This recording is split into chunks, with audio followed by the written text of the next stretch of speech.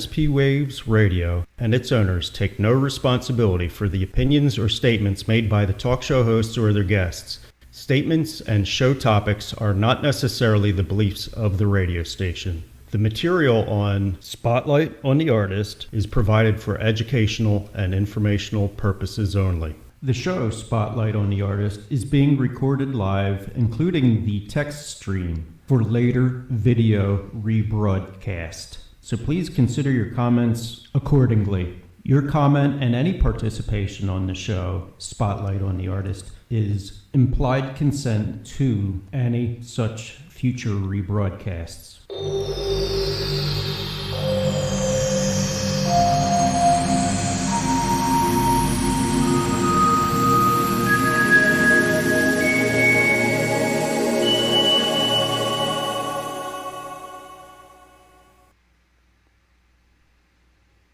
Hello, everyone, and welcome to, I believe it's episode 57 of... 58. Thank you, Denise. Episode 58 of Spotlight on the Artist. This is Zig of One Media with my lovely co-host, Denise, a.k.a. Divine. How's it going, Denise? Hello. Hi, everybody. Hi, Zig. And today, hi, wonderful peeps. Yeah, we got a special show, BM Collector Records special for Spotlight on the Artist, episode 58. I've been corrected, so. Hey, how's it going there, Jux? It's good here, thanks. Yeah, I've got lots going on this week, so things to talk about, some great collaborations to play from the community. Looking forward to it. Excellent. All right. How about that? Yeah, let's see. Yeah, Denise, do you recall when the last time we had the Adam Collector special? I think with our, I think we had about an 8-week or 10-week break from August through October. Yeah, well, it's been quite a while since. We've had about May 3rd of May, episode 39. 39. So yeah. Well, we should do it fairly more regularly, but like I said, we ourselves completely went off the air for about 8 to 10 weeks, was it? I guess, but yeah, I think we're getting back into the swing of things, and yeah, we're having getting our regular. I just read Rondon's. I think this is Spotlight time, Rondon. I'm not sure. Maybe I'm the one who thinks this is Spotlight time, but yeah, it's Spotlight on the Artist, episode 50. Who the heck thinks it's not Spotlight time? What the heck? All right. Yeah, that's going on? More appropriate. Asking the negative. Okay.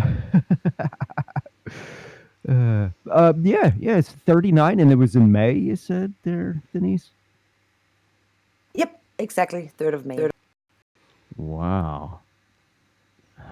Yeah, like I said, we should at least have a quarterly. I was thinking at least quarterly between Adam Collector Records and the Electronic Music Alliance. It seems at least quarterly. I don't know if we could cram all our regular shows and our specials or feature programs where we feature folks like Adam Collector.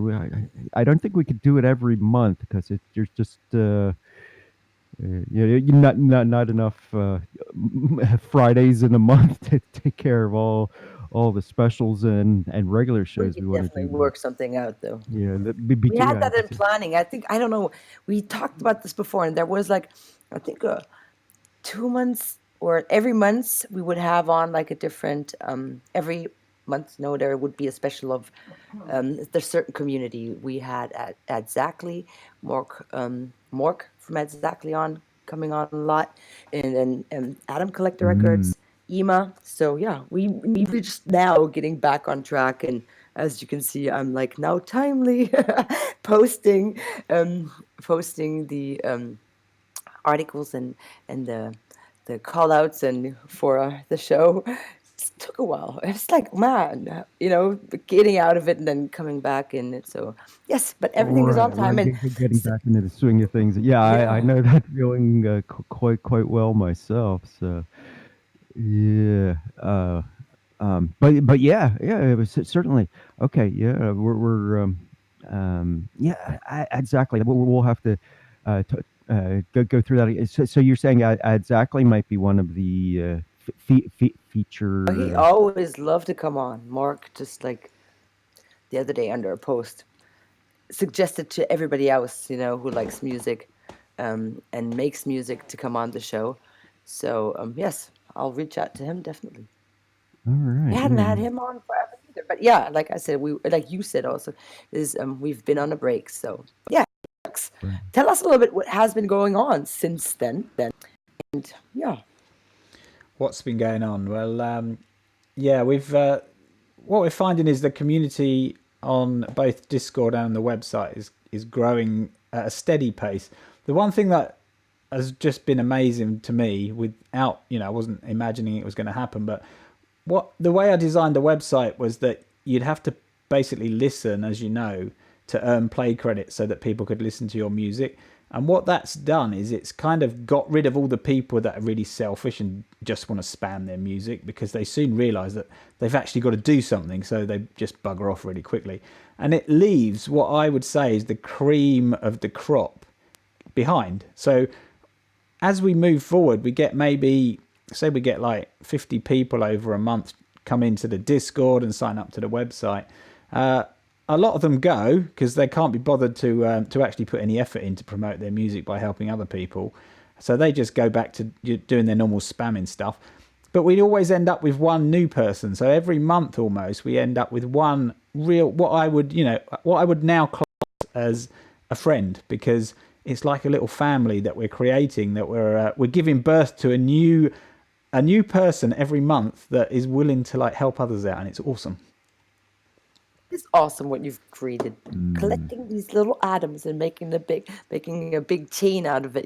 Taking over the world. Explain a little bit what that includes, how the behavior should go on the Atom Collector Records platform, how this looks to support other people. Can you go a little bit more in depth? Yeah, sure. So my long-term vision has always been for the website to be kind of the hub where you store everything that you've got in terms of your music. So put your tracks, your albums, your EPs, all your images, the lyrics if you've got lyrics, etc. You put that all on the website, and then the idea is that from there you can promote your music, or you can get people to listen to your music. You can interact with other musicians, and I tried to put like kind of a chat on the site so we could keep everything in one place, but it just didn't work because there's not enough room for it, and the software that was available wasn't really good enough. And when I discovered Discord and all the features it has and the ability to create all these channels and all the different bots that you can use on it and everything, that's kind of grown to the place where we all hang out, and then you kind of use the website still as your hub. And so from within the website, my plan is to keep creating and adding new elements onto the website that allow you to manage your music, if you like, and your promotion of that music, and the growing of the community. So you put all your social links on, and whenever you can basically generate links from the website. So you can say, right, I want to promote this track tonight, and you can click on it, and it will pre-format all of the information into a post for Steam platforms or loads of other different platforms that I can add to over time. And then I've got a whole load of tutorial videos as well that show you how to promote your music and how to earn a bit of crypto from it. And so that's it, really. It's supposed to be the hub, and I'll just keep adding onto it around the outside. I see. So what you're saying is you get the majority of your engagement is actually on Discord, then the ACR Discord. Yeah, that's where most of the interaction takes place. A little bit on Twitter as well, but Twitter is more of a push rather than a two-way thing, really. It's kind of an information push. And Twitter is integrated quite tightly onto the website. So whenever you're listening to a track, you can just click a button and it will tweet out that track. So it's a good way to help other people to say, look, I'm listening to this. And it helps get the word out about Atom Collector Records as well. But yeah, Discord is where we kind of all chat and discuss things. And we've got all of our playlists. We've got Spotify playlists for different genres, got SoundCloud playlists, and all the new platforms that are coming along. The thing that I absolutely love, I'm a computer programmer, so I created the website, and I've been a programmer for my entire life, and I still absolutely love it to bits. It's my therapy. If I want to take my mind off something, I just start coding, because you've got to concentrate. And so I like finding out new things that are coming out. So blockchain for me is, it's fascinating. And I've got my own token now that we use, the Atom token, using Steam Engine. And you can earn that by listening to the music on the website. And then I've got various accounts on Steam. So Music Voter 2 is the biggest one now. And you can use your Atom tokens to get upvotes from Music Voter 2. And you do that via our Discord. So it's all manually checked, so we don't upvote spam. And all this side of it, to me, is absolutely, I love it, because I was around when the internet first came out. I was around when there was no such thing as an internet, and and I was watching Hitchhiker's Guide to the Galaxy, and and thinking, how can this thing just update? It's like amazing. That will never happen, and then it happened. So to me, to get involved with blockchain, it's almost as exciting as it was when I created my first website. So I'm absolutely I spend all my day listening to podcasts, watching YouTube videos, practicing out different bits of code, interacting with the Steam blockchain and things like that. And who knows what will happen over the next years. Right. Wow. How about that? So, one thing that caught my attention, you were saying that you basically use Twitter as a push, and that's from the Atom Collector Records server. It'll notify, or it'll basically send a tweet out to whoever is in the profile of. But basically, if you have a Twitter account and you're listening to something on Atom Collector, it will automatically tweet for you. Is that how it works? Or yes, if you could explain it a little bit more, if you can. Yeah, sure. So throughout the website, if you've gone into your profile when you've set it up and you've added your Twitter link in there, whenever someone else is listening to music or playing a playlist, you can click the tweet button, which I've got tweet buttons all over the website, and it will find your Twitter account and tag you. So it's not automatic. You have to say, right, I want to tweet out this song. I think it's great. So you could put a comment maybe against the song, hit the tweet button, and then the comment will go out with the tweet, and it will tag the person whose song it is. Because the one thing that I've always found that's really frustrated me is that we've got all of these different profiles everywhere, and they don't seem to be like connected. So you can go onto SoundCloud, but there's no way to tweet out the song and automatically connect to the Twitter account of that person. And really, all of these things we should have all our profiles. And I always say to everyone, every time you set up an account on a platform, put all of your social links in, because people have preferences on which platforms they prefer. And they might have come across you on one that they're not really that keen on. But if they then see that you're on another platform, they will probably click on that and then follow you on there. But a lot of people don't bother. They just don't put their social links in. So I've made it like something that's passionate to me is to try and... I want people to get new followers, because that's how you build your fan base. You don't build your fan base by pushing your music under people's noses and saying, listen, it's great, because everyone thinks their music's great.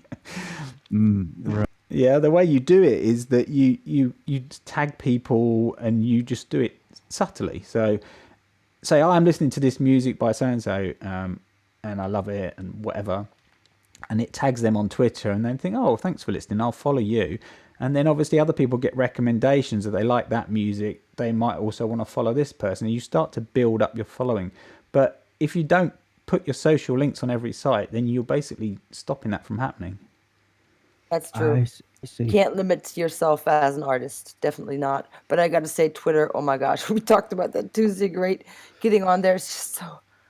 Again, Yeah, there is a bit of... Schnappatmung. It's like after 5 minutes, I'm just like, I don't know. It's like too much for me. I really remember I'm getting we find old, it 45 now, trying to keep up. I was like, what?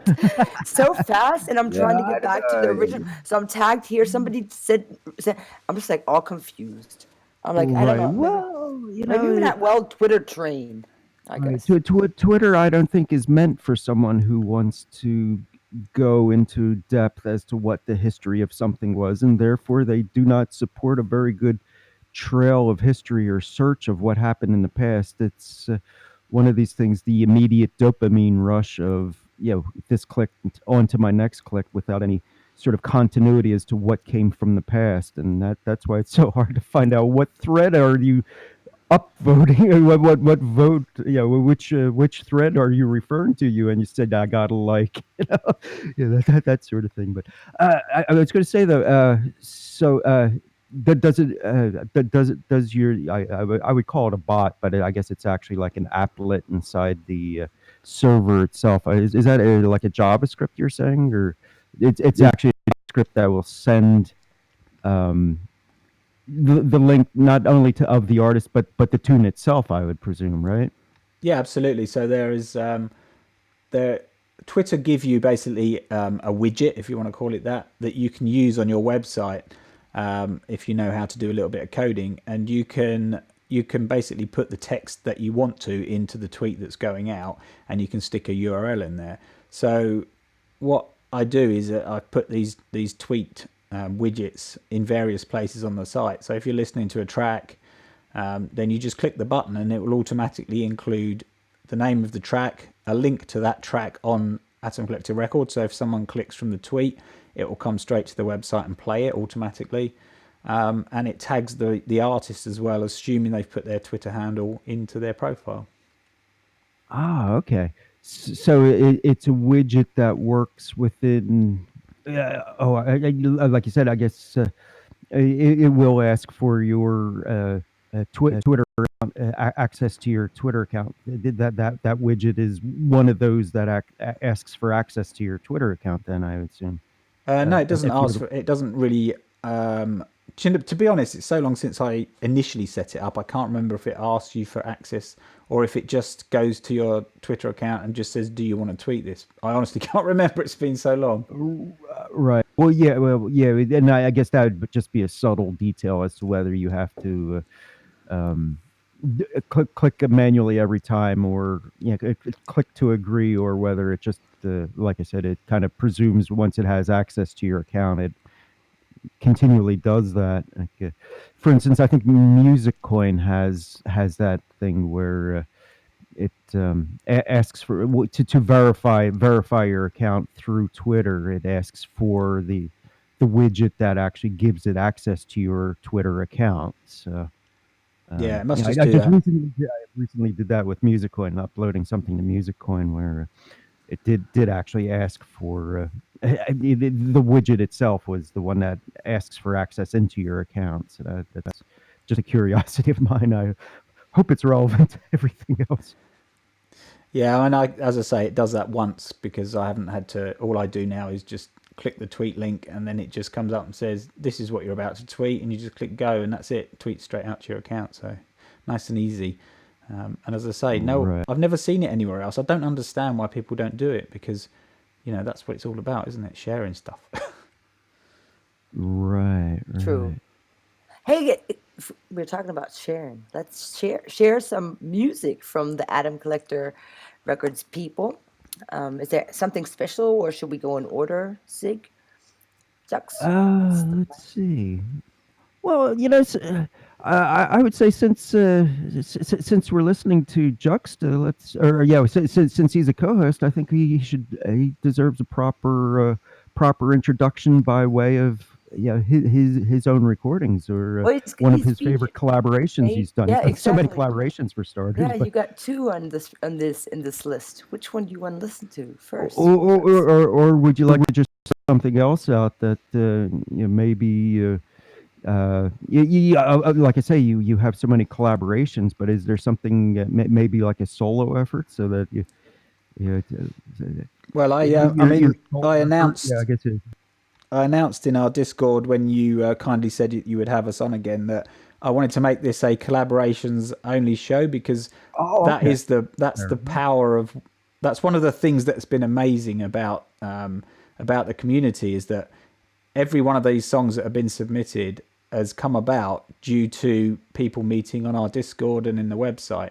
So, you know, every week when we do our show on Sundays, every week there's at least one exclusive collaboration that's come about in that week, basically, which is it's incredible. And you know, it's not like people are just throwing together something quick and like a demo. I mean, they're top quality tracks, as you know. So they're all fantastic. And I don't mind which one you play first. There's no particular link. And if anyone wants to jump on the mic and talk about their collaborations, if maybe they could just make themselves known, so we don't play theirs before they've had a chance to talk about it. That would be fantastic as well. Sig, then you just pick one. Then you just pick one. I will pick one, but let me iterate what Juxta just said to our audience, in case the audience may not have been quite listening. I think I know one person who would immediately take this offer up. I won't mention him by name, but I did. You did, yeah. You mentioned him by name. Sorry, loudmouth. Yeah, but actually, I see two prominent members. Probably found. I could almost say they were there from the beginning, almost like founding members. But certainly. The Turtle Project and Scarl, but anyone else in the audience, or if say you're listening on MSP Waves or Vim, please do come into the Discord. First, from the Discord broadcast, say, hey, I want to jump in and show us something, or I have something we've worked with. But definitely, I'd like this is where we're differing from our usual format. Thing we have on our list is Juxta of Atom Collector Records, and anyone and where we're differing from our regular protocol is we're not playing from a list. This is purely spontaneous as to who pops into the live on air room with us. But since I've been prompted, what I'd like to do is play. Now, let's see. Well, I mentioned I see quite a few that I'm saying. Oh, yeah, I'd like to. Let's go with. This sounds like an appropriate thing to play right at this moment. Is a tune by Naked Verse featuring Juxta called "Here We Stand," because here we stand at episode 58 of Spotlight on the Artist with Juxta, and hopefully Naked Verse could join us at some time. But if not, we certainly do have quite a few other Atom Collector great artists. But anyway, Here We Stand with Naked Verse featuring Juxta. But if not, we certainly do have quite a few other Atom Collector great artists. But anyway, Here We Stand with Naked Verse featuring Juxta.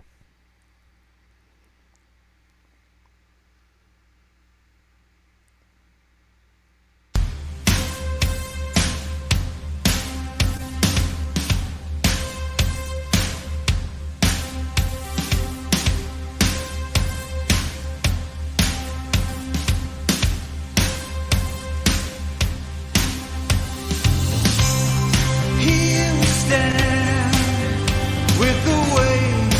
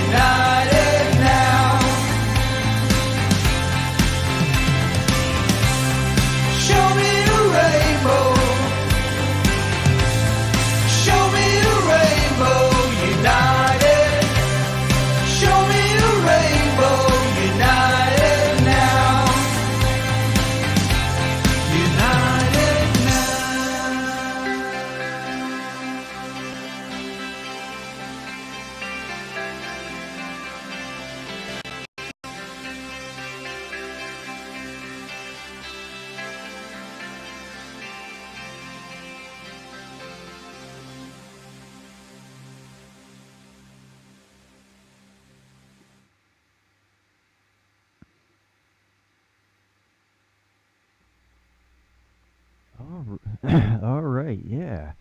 Okay. So, yeah, we just You gotta heard pull them in. "Here We Stand" featuring Juxta Yeah. by Naked Verse. What a song, huh?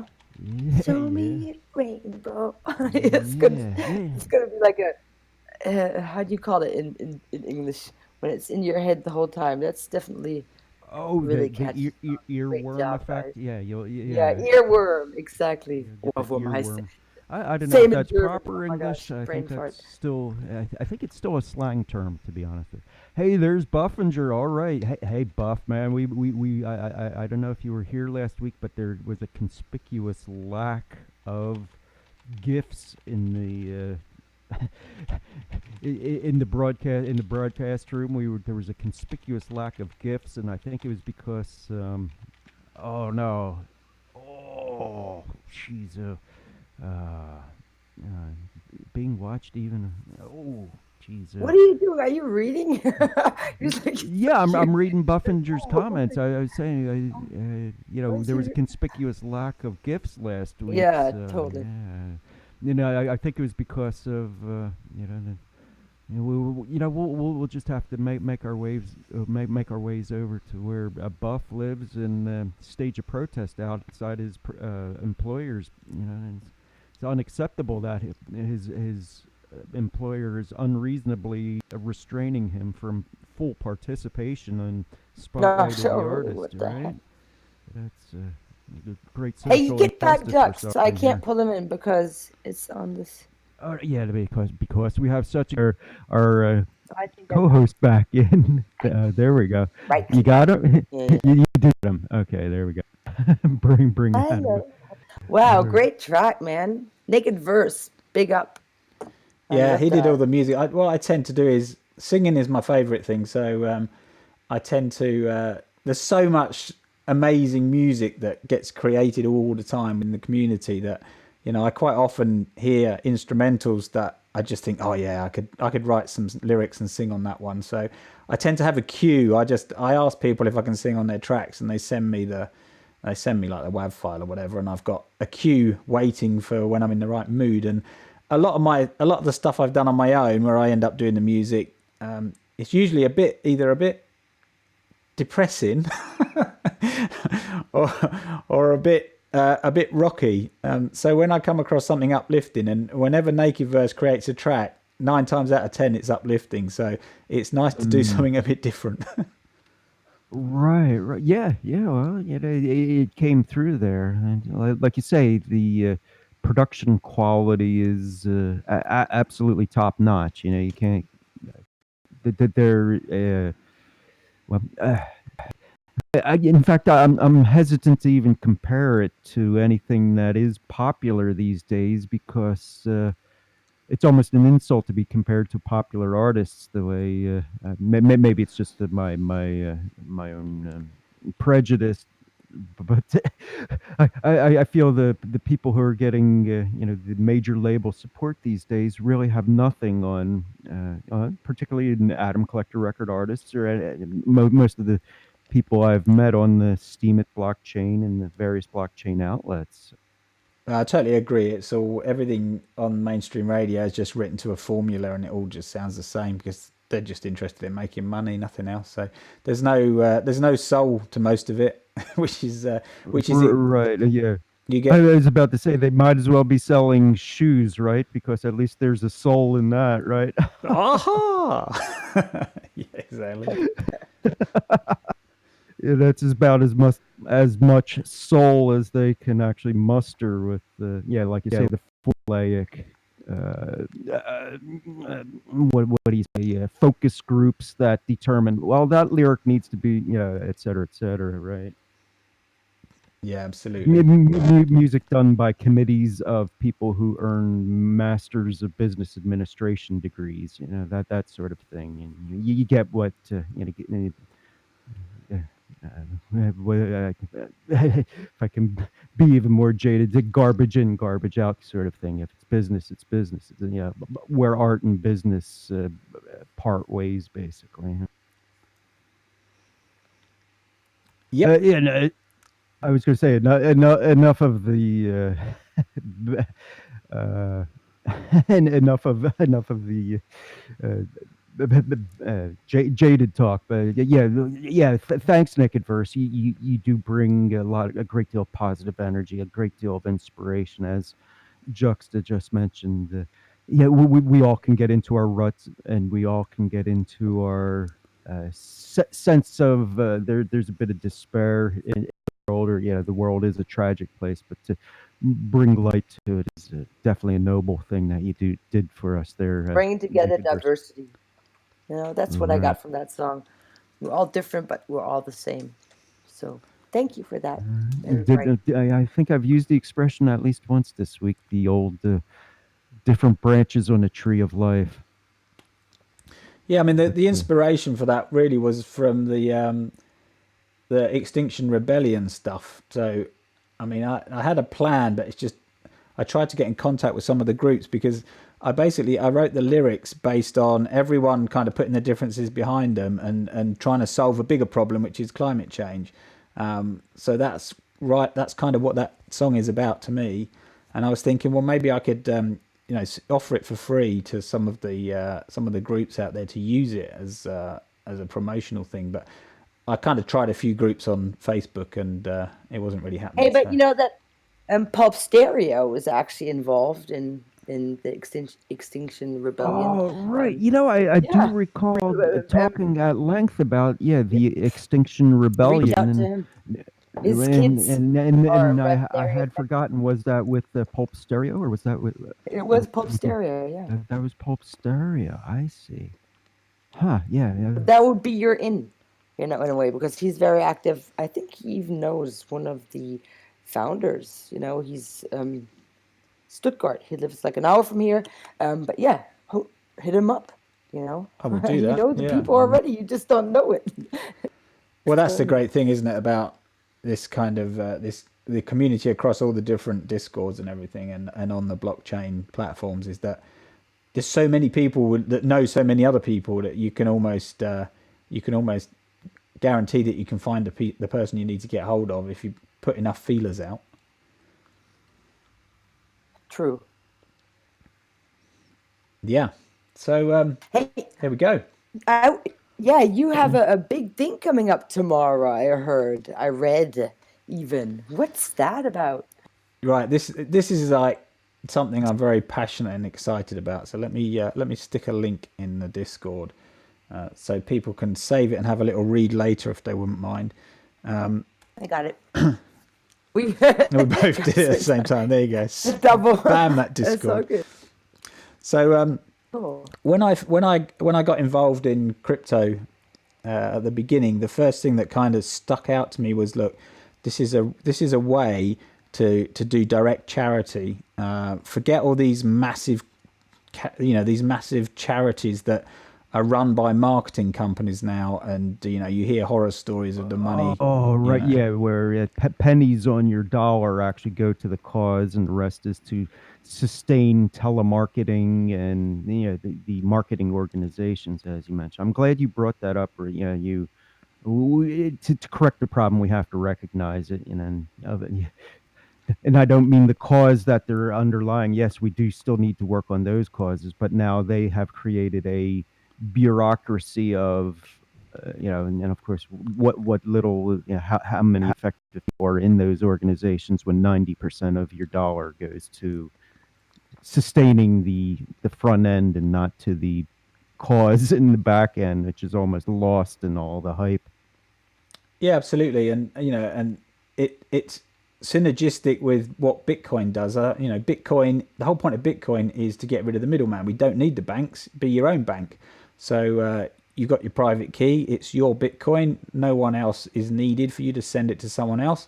So I just made me think, the first thing that struck me was I stopped giving money to charity quite a few years ago. I used to give money to the big charities just because, you thought, oh, you're doing good. But I got very disillusioned with it all. And I started giving a little bit of money to local charities. But even the local charity that runs a kind of end of life home round here, even the way they're managed is, there's some stories that have come out. So I just think, you just don't know, do you, where your money's going? But with blockchain, you do. And I spent, I mean, I wasn't doing it, every day trying to find someone, but I did spend a bit of time on Steam trying to find. I started in Africa, and I thought, wouldn't it be great to find something that was music related that could also help people directly through blockchain? And I tried to find some I love those African vocal choirs. Well, there isn't any other type of choir, is there? But the African choirs, I just think are amazing. So I tried to sort of put some feelers out to some of the Steam groups in Africa to see if I could support them by them basically uploading, mobile phone videos of them doing their local music, and then we could support them through Steam. And it didn't really happen. And then I came across this music school in Venezuela, which you'll find out about. I've done a video in the post all about it. And I got in contact I started chatting to one of the teachers there who doesn't speak English, but we converse via Google Translate basically. And then he got one of the girls, one of the pupils of the school, to talk to me. She's the only one that speaks English. So when they've got electricity, which isn't all the time, they can get online, then I can converse with her as well. And I said, look, I'd really like to support you.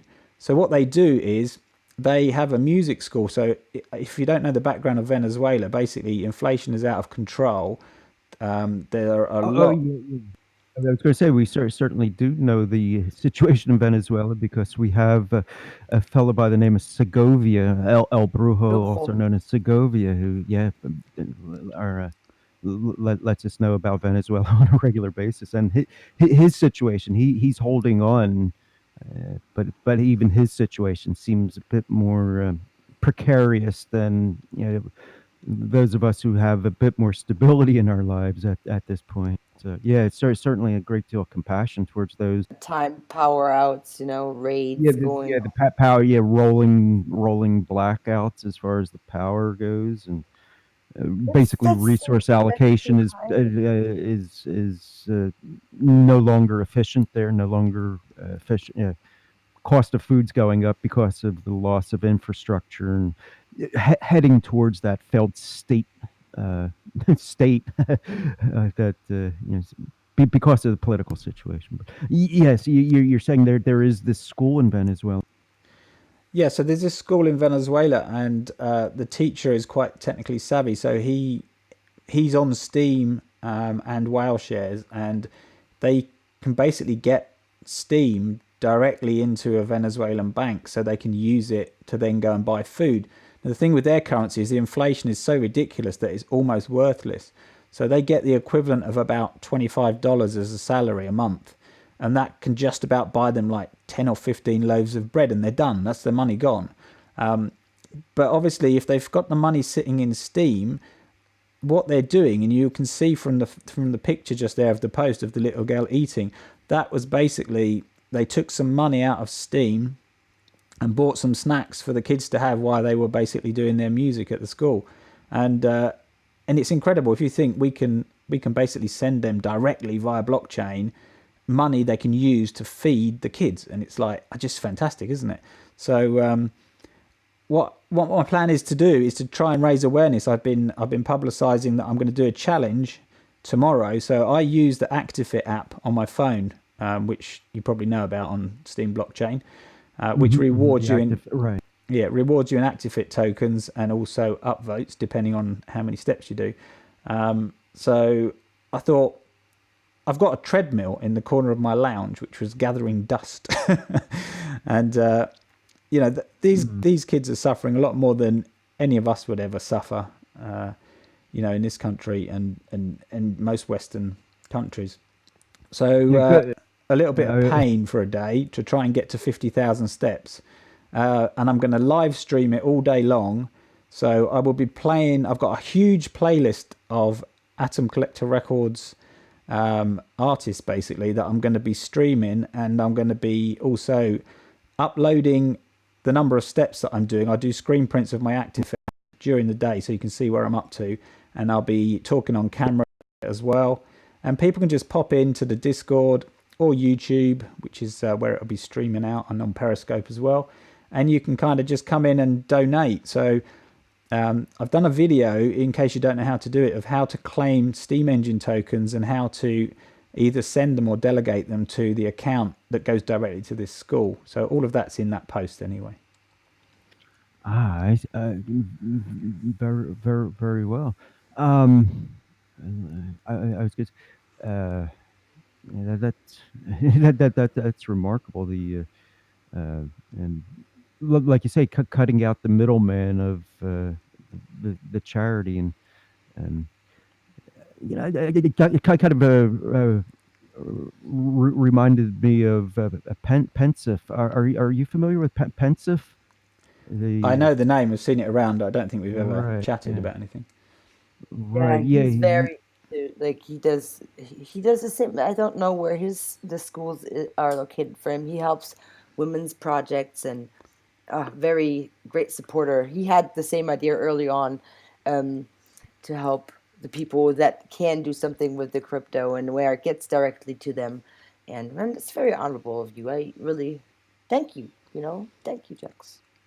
Yeah, I just that is very noble. Seeing that little Very girl with noble. it is. Seeing that little girl, with a big smile and just thinking, makes you cry. Look at her, cute. You made that happen.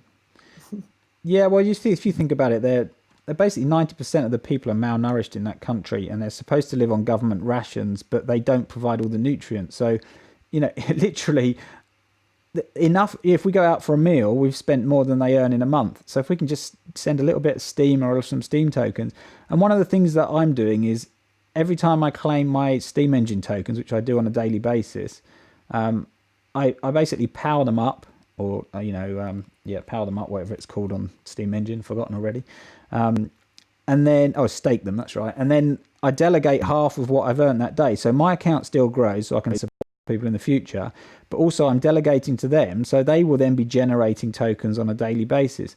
And I've just got this big grand vision. Imagine if we could start doing that and keep adding more and more of these accounts. So the teacher is going out to schools in Venezuela, and he's teaching other people how to use Steam, so they can also do the same thing.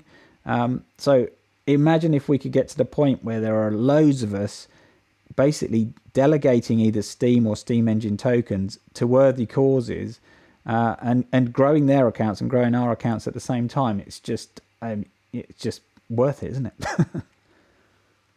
Yeah, that is quite worthwhile. So yeah. Yeah. So one question. I'm trying to find out what is the exact address to donate from. Is it Cantos or is it Functa? Yeah, it's a Funda Cantoria. I'll just grab it now. Okay, cool. Yeah, there you go. So that's the account on Steam and on Whale Shares. So you can send Steam, you can delegate Steam, you can send Steam Engine tokens, or you can delegate Steam Engine tokens that you've staked. Sweet. Well, I'm gonna donate something right now. And it just pop in at any time during the day. So it says what my plan is on that post that we both put on there earlier. I will basically be on my treadmill from first thing in the morning until I get to 50,000 steps, or fall off the treadmill in a heap. Right. I see. Okay. Yeah, that's. I'm trying to think what 50,000 steps are. If that. I try not to think about it. It just sounded like a good number to try and get to. Right. It does sound like it's in the range of about 10 miles, perhaps. Maybe. I think it's probably more like double that, if not a bit more. 1,000 would be, well, 5,000 if you make a one foot step, 5,000 feet. So that's kind of my estimate. So somewhere in the range. It's in the range of 10 miles. So yeah. So it will probably take you at least 4 or 5 hours to do that. So I would suspect. Oh yeah, it's going to be the best part of the day. So yeah, I mean, someone said it was about 20 miles, and someone else said it was about 15. So I don't know. It's it just depends. It's going to be a long time, whatever it is. Definitely a long time. Yeah. Well, looking Mm. forward to see. Or yeah, you're recording everything and going to be putting out the video. Well, I'm not sure whether it would be very interesting to put it out as a video after the event, but I'll be live streaming it all day long. So yeah, I mean, you can either find it by coming to our Discord, or you can go straight to our YouTube, which I will stick in. But the link's in the post anyway. But What would be funny to see, your head getting redder and you're still doing what you said. Yeah, the perspiration building up on the brow, yeah, normally when I Oh my go, God, what did I get myself the whole into? passion of the event, the building up of the event to the exciting conclusion, hopefully the triumphant conclusion, not the collapse in an exhausted pile, that He sort of will thing. succeed, and we want to I see think him he will succeed. succeed. That's it's entirely doable. Is it? You are allowed breaks, or it has to be entirely continuous. There we go with the Turtle Project. no, I'm allowed breaks. I just need to do it. Just need to do it in that day, so that obviously because the ActiveFit app resets when you go to the next day. So as long as I get to 50 by the end of the day, then as far as I'm concerned, so the plan is I will get on the treadmill as soon as I get up in the morning, which it can be any time from sort of 5 till 7 when I wake up on a morning. I will start streaming, and then I'll have a break to take the dog out at some point where I leave the stream going with music, and I'll obviously do some steps while I'm walking the dog, and then I'll be jumping back on the treadmill for the rest of the day. Right.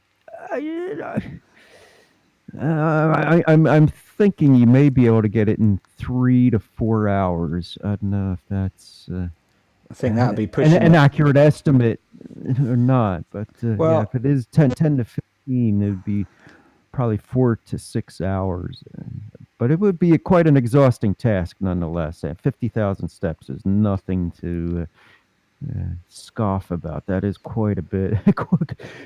10 to 15 miles, that is quite a commitment there. That's quite noble of you to yeah, I mean, I'm that. not going into it with like no training. I mean, I have done a marathon in the past, just once, and I'm reasonably fit. So it's not like you're going to watch me like completely collapse after an hour. Hopefully. Yes. We don't want to see you collapse. It's just like, no, I see your effort. But hey, talking about effort, let's listen to some great effort some of your artists have put in. I was going to ask, since we started out the show with the Naked Verse, and I think we have another Naked Verse collaboration in the list here.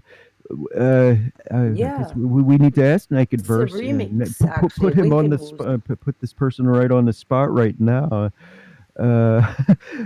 Could you come into our live on air, or do you have your microphone set up, or would this be a complete surprise and you're not prepared for? Yes. It'll be a first because I don't even know what he sounds like after all this time of knowing him. Oh yeah! Oh, wow! It was like when you had Turtle Project on last time we were on here. That was the first time I'd heard him speak as well. The Mystery Man. I know. That's right. Yeah, that was an honor. Since I practically introduced it at this point, let me follow through and produce it. And if anyone can ping Naked Verse, or if Naked Verse is available, that'd be great to bring him in and we could discuss it. But in the meantime, let me play a tune by Naked Verse, Black Eye Butterfly, and with the Wink and Woo remix, I guess, is which I know originally was Black Eye Butterfly's tune called Upbeat Sad Song Hey. Only this is the version Upbeat Sad Song Hey by Naked Verse and Black Eye Butterfly, and with the Wink and Woo mix. So here goes Upbeat Sad Song Hey. Verse and Black Eye Butterfly, and with the Wink and Woo mix. So here goes Upbeat Sad Song Hey.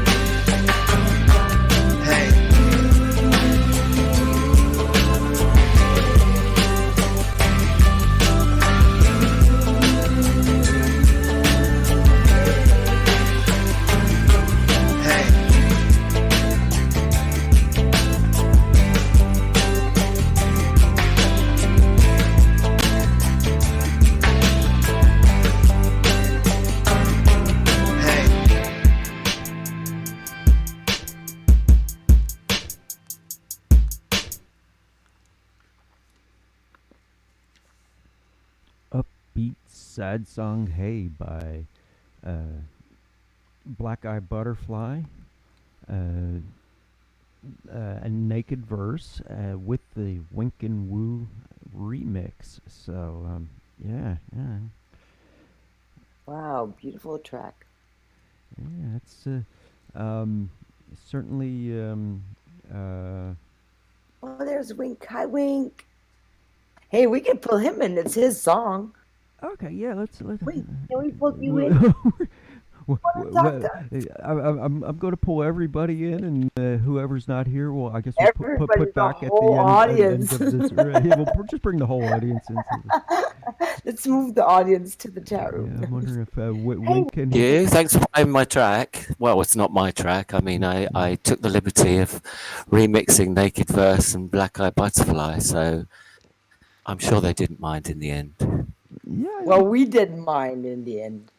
It's a beautiful mix. Now this is the thing. Jax, I remember their song, but now it's the song. Is that weird? That you just made the song the song? It's just kind of weird. I like the song. Gilded the Lily. Or yeah, it's something like it's quite a quite a tune there. Thinking about Black Eye Butterfly, he has that. Um, I'm getting more and more. Well, of course, we're familiar with your works. I mean, everything from the collaborations you've done with Denise and. That was this one, but he works a lot with like Oh yeah, plus the That's things the with Scarl dream. he does, and yeah, and now with Black Eye Butterfly, certainly. Yeah, it's. But I was going to say Black Eye Butterfly. Once again, I guess it's an international collaboration because Black Eye Butterfly. I believe he's in Canada, isn't he? He's Canadian, yeah. He's got a Right. brilliant voice as well. I love his songwriting, so I love working with him. So Right. hopefully he feels the same. I think he does. You Naked could Verse ask. production as well. Is he here today, Naked Verse? I don't know. He's Anyway, in the he's audience. We pulled sensational. him. So He's in the it's audience, always and I brilliant working hope on his Oh, tracks. I hope thought I he's tried bringing listening. him in. I don't I know. did put him back. He didn't answer. Oh, now you're putting him Yeah. on again. Okay, yeah, I don't mean to cause In any pain undue because embarrassment, but if yeah, there's any because I chance, did reach out in a PM asking him if he wants to come on, and he said didn't respond. So I think maybe he's just listening. Maybe he's just fake news, how we'd like to call it here on MSP Waves. Oh, good. hands, How are yeah, you two anyway? You good? hands full right now. Yeah, I'm good. I'm 45 now. By the way, people, if you haven't like said happy birthday to me, now is your chance. I'm Happy 45 now. birthday. Thank you. Happy birthday and hi, Wink. Hello, how you doing, Jax? I'm good. When was your birthday, Divine? On Monday. You were young on Monday. I turned Yeah, your young on voice. Monday. Yeah, I noticed how your voice changed from Monday to Tuesday.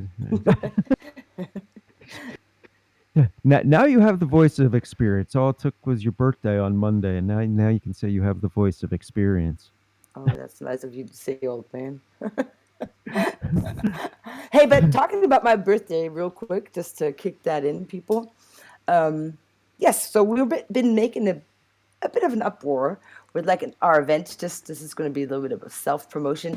And Ed Privat, he's like finally settled in Paris, who's going to be one of the guests of our upcoming show. I don't know if you guys heard, we're going to have a party. It's going to be my birthday party. I've planned because we all Jux, we surround ourselves with people and musicians, and that's why you are here. That's why Winkin is here, and it's just gonna get bigger. It's like different tribes come together, and we're all interlinked. And yeah, but this is kind of our crew we've been hanging with like for the past years, and we've got in depth with, and so yeah, we decided we need to come together and see each other, and it's really happening because I booked a club. And on the 11th of January, there's going to be an event in Karlsruhe, my hometown here. and so a lot of people are going to be coming. This is the latest post. We're still looking for like some support. If you yeah, love to have us coming together, we would love to have you come over. There are tickets for sale right now. They're cheaper than when you would come to the door. And yeah, well, a lot of stuff is happening. I'm just going to pop in a sec.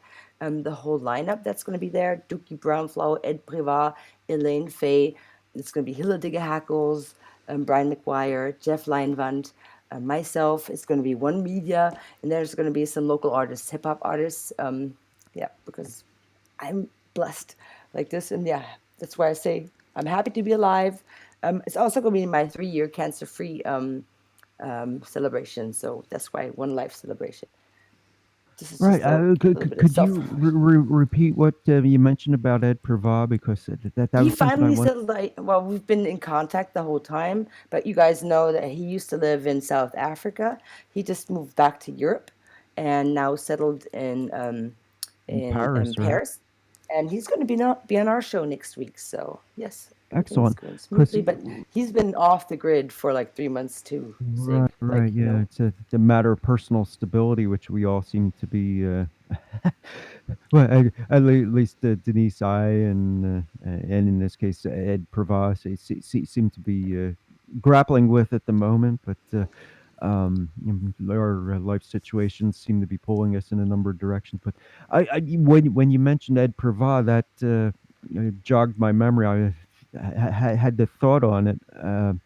Like for instance, Juxta had just mentioned how he really enjoys the African choir, the traditional African choir music, and Ed Privat was one of the first persons I thought perhaps it would help to get him in touch with. Would be through Ed Privat, perhaps Ed knows still from South Africa a number of persons who may do that sort of thing. So that may be a worthwhile thing to look into. And yeah, did you mention, Juxta, that you're you mentioned South African choir music? Is did that come through to fruition, or are you still looking for that sort of?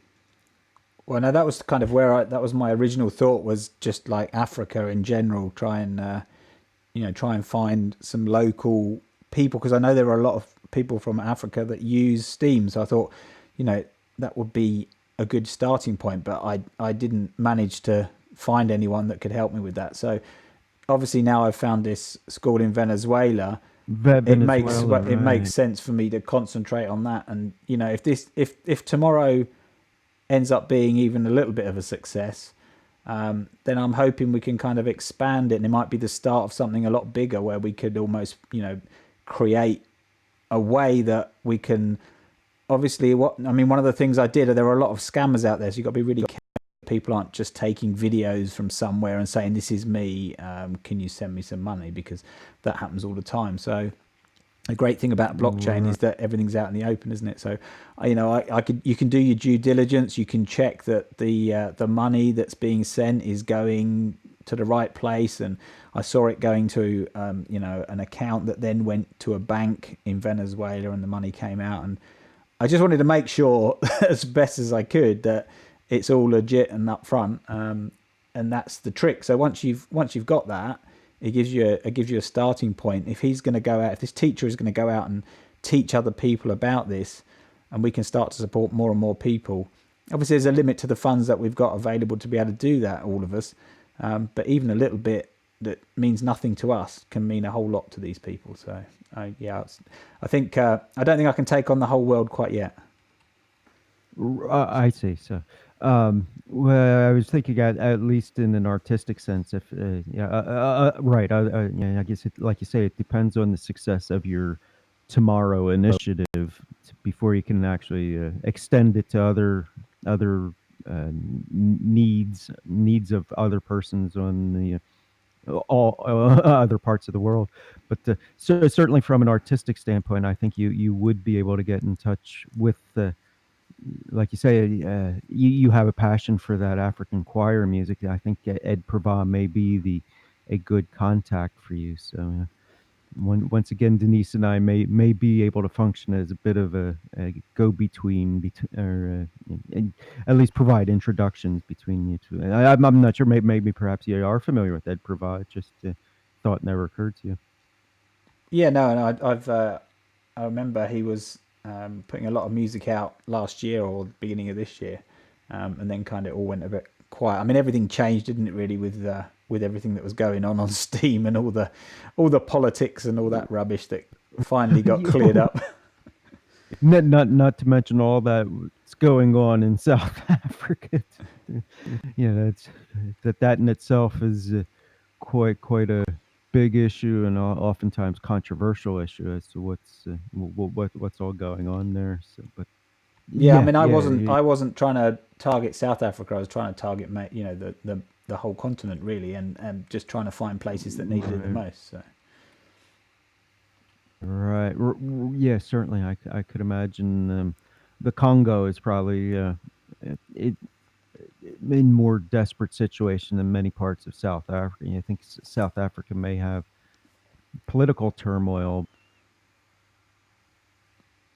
Yeah, I mean, like all these things, it's about education, isn't it? So, if there's somebody that can teach a community that has internet access how to create a Steam account, and then start to share something of relevance that shows, I mean, what I did was, if you look at the video that I've included in that post earlier, I asked the teacher and the girl at the school to create a video for me of them interviewing the children to say why they find the school so useful, and to let me know a little bit about their troubles, rather than them just saying this is us singing, because it doesn't really mean much to anybody else. But we don't appreciate the hardship unless we see it firsthand. So if we can do something similar elsewhere in the world, where where they're in dire need, but they certainly have mobile phones and internet access, then they can show us a little bit about their life, and we know it's them, and we can start to provide a similar kind of service as well. And we can't. The trick is not to try and do anything too big straight away. It's to build it up, isn't it, from the ground, and make sure that the foundations are there.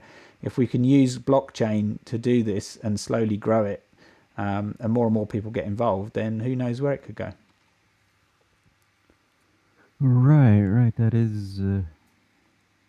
Yeah, certainly. Yeah, like you say, affecting a positive change in a rather substantial way throughout the world, I think, is your goal, and that's like once again a noble cause. And if we can, if we combine it with the music as well, so which is why this Venezuelan school was so perfect. If we can combine it with the music, I mean, everyone can either sing or dance or play an instrument or do something, or know somebody that they can get together with, even if they're just doing the videoing of it. So if we can put that entertainment onto the blockchain, so we can all see it, and we can even put it on Atom Collector Records as well, and then we can support it, which is what, things like Steam, that's what it's all about, creating content and then supporting that content with an upvote or some tokens or whatever, and they go to a good cause at the same time. And I just think the potential is huge, and it's great. Right, and once again, creating a positive change and in situations where it could be quite. Oh, he disappeared. Well, yeah. Just saying that. So hey, I just wanted to give you a heads up real quick. Naked Verse won't be able to make it. I just popped him back into the audience because he's got people over. But I'm going to hijack his house. He said it might happen. He come on, so when people turn up, I'm like, okay, where's your house? So no, just kidding. Yeah, really honorable what you're doing, and just to let you know, Naked Verse can't make it today. But and Wink, back to you because you're still here. Sorry for the interruption. Yeah. Oh yeah, Wink. Yeah. So what inspired you? So I mean, obviously you're inspired. So What did you do in this remix? How did you mix it up? With like, did you did you, what kind of program did you use? Did you add elements? What elements? Give us a little bit of Okay, input to that well, song. well, basically, what I did. Do you really want to know? Yeah, I'm asking. Okay, so what I did is I actually physically recorded it off of SoundCloud to my deck, and then used the beats per minute without anything to link up to the kind of hip hop beat that I added, and then I just went wild with the keyboard and my voice, and there you go. That was it, really. I just sort of jammed on it. You're so cute. I love that old school way of, I'm like, I want a song. I'd like to sing to it. And the way it's like me sitting in back, I'm thinking of like me sitting in front of the TV, recording a song with your tape recorder. Yeah, exactly. Because you heard, or yeah, Yes, there are downloaders. I'm like, I think it's so cute because I really always get upset about those people snatching the songs. I mean, you did snatch the song. I mean, you did put them in favor, and all the guys, but I don't want to advocate this. I just think it's cute. It's really, really adorable, man. Yeah. I kind of hinted I was going to do it anyway, so I'm sure I wasn't gonna put it out anywhere unless they liked it. Right. Yeah, So they seem to like I it. think So. you've taken this approach before, and most Yeah, I've done often. stuff. I did stuff with the turtle. The turtle last year gave me a track to meddle with. He's done a track called TikTok, or I think it's called TikTok, and I did a Christmas mix of it, and I really enjoyed doing that. And then in the summertime, I did Jux's the music. I just wanted to sort of pop it up a bit, so I did that one, and then the next one I did was this last one of Black Eye Butterfly and Naked Verse. So fell in I love have with like it a house first. If I song. fall in love with a song, I like to sort of my mind kind of like starts opening up and sees other things happening to it. So that's why I do it, really. Wink, I have a house song I'd like to send over to you. How It's exciting! yes, it's a bit longer because I always put it out to be like a DJing track. So it's like 7 minutes, and I'd like to send it over and see if you can get a feel for I it. would love to. What a challenge! Okay, That sounds brilliant. cool. Like, yeah, expect it this weekend. See, that's the good thing about Wink and Woo and Grand Space Adventure, and basically all of the guys that we've got that are kind of regularly in ATR. Is you never know what's going to come out next, because it's not like you're going to get just another version of the same kind of track. I mean, I just get one of the things that I did. I haven't done it for a while, but I put all the stems out of my songs so people can download them and create remixes. And I mean, basically everyone from ACR that's sitting in Discord now, I think, has done a remix of one of the tracks at some point. And it's amazing what you can't, when you have lots of people with very different imaginations and very different ideas about the type of music that they like and create. It's one of the most wonderful things when you get your track back and it sounds completely different, and you thought, wow, I never knew it would be like that. Right. Well,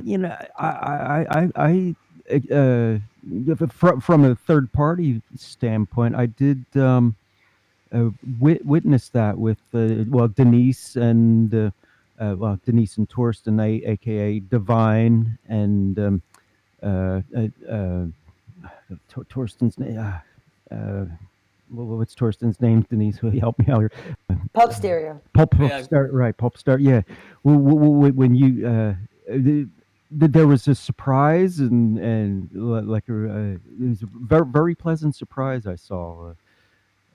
Yeah, just witnessing that. So yeah, that is quite a not nice thing that you did do, as far as putting it out there to their much to their surprise, and pleasing them that way. That's quite a bit, quite well done there, Wink. much. I did look for TikTok. I guess it wasn't released under I'm your actually going to name. put it out on SoundCloud in the next couple of weeks because it's got a Christmas vibe. So it's time it was. Well, again, I Oh, think right. I see. Okay. Well, I'll tell you what. it is parent advisory though, so you have to have a little bit of a filter on your ears if you don't like strong language, let's say. All Put your right. earmuffs I on. kind of like that. That's not often you hear strong language and Christmas music together. So The whole that's idea. Well, just wait until I heard a song actually. Tiger, one of our lyricists and vocalists, she put out a song. It's a Christmas song. It's a special Christmas song, and Tiger Zig. So yeah, strong language there too. So I'm looking forward to that. Wink, make a point.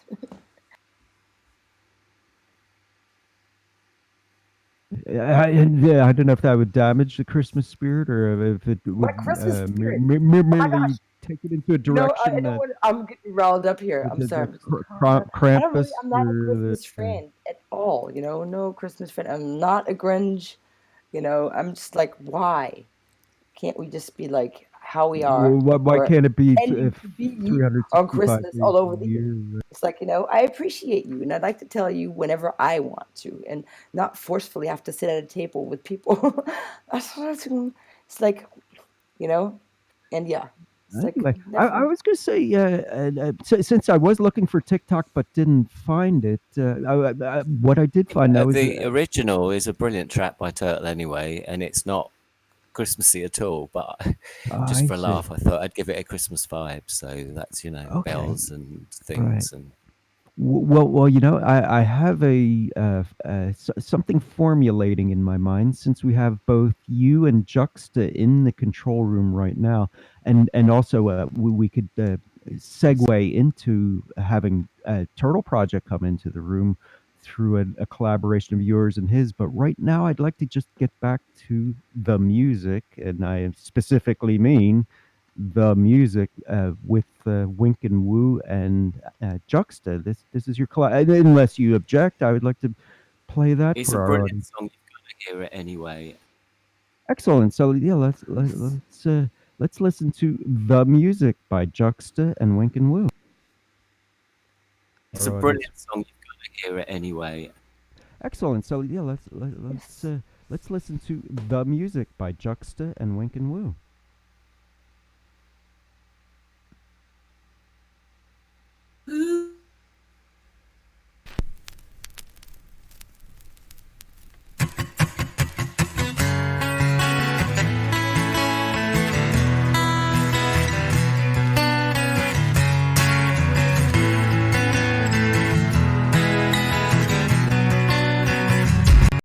For the music during all my adolescent days.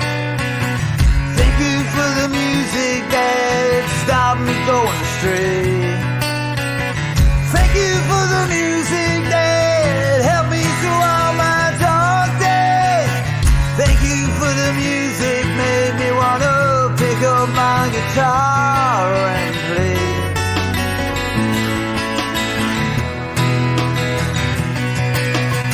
Love those Saturday mornings, trips to the record shop, excitement of seeing what new releases we got.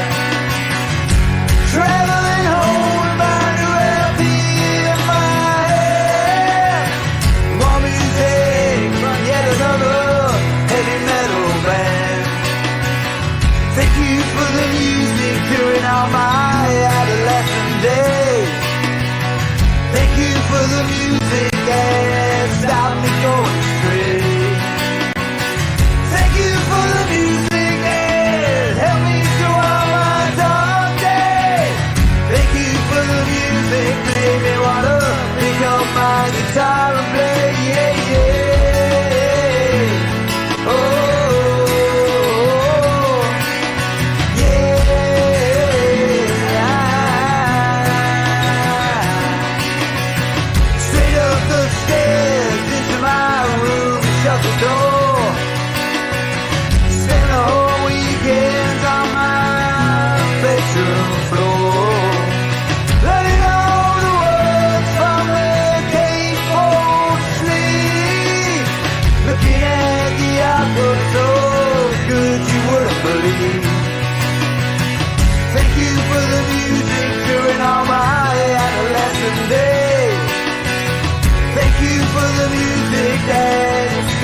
going astray. Thank you for the music that helped me through all my dark days. Thank you for the music, made me wanna pick up my guitar and play.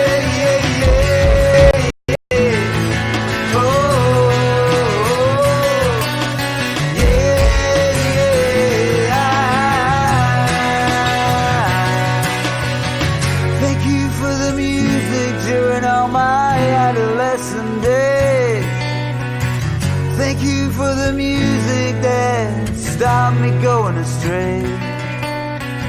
Thank you for the music that helped me through all my dark days.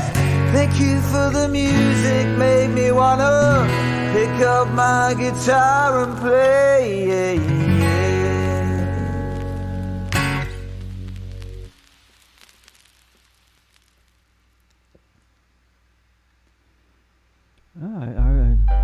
Whoa.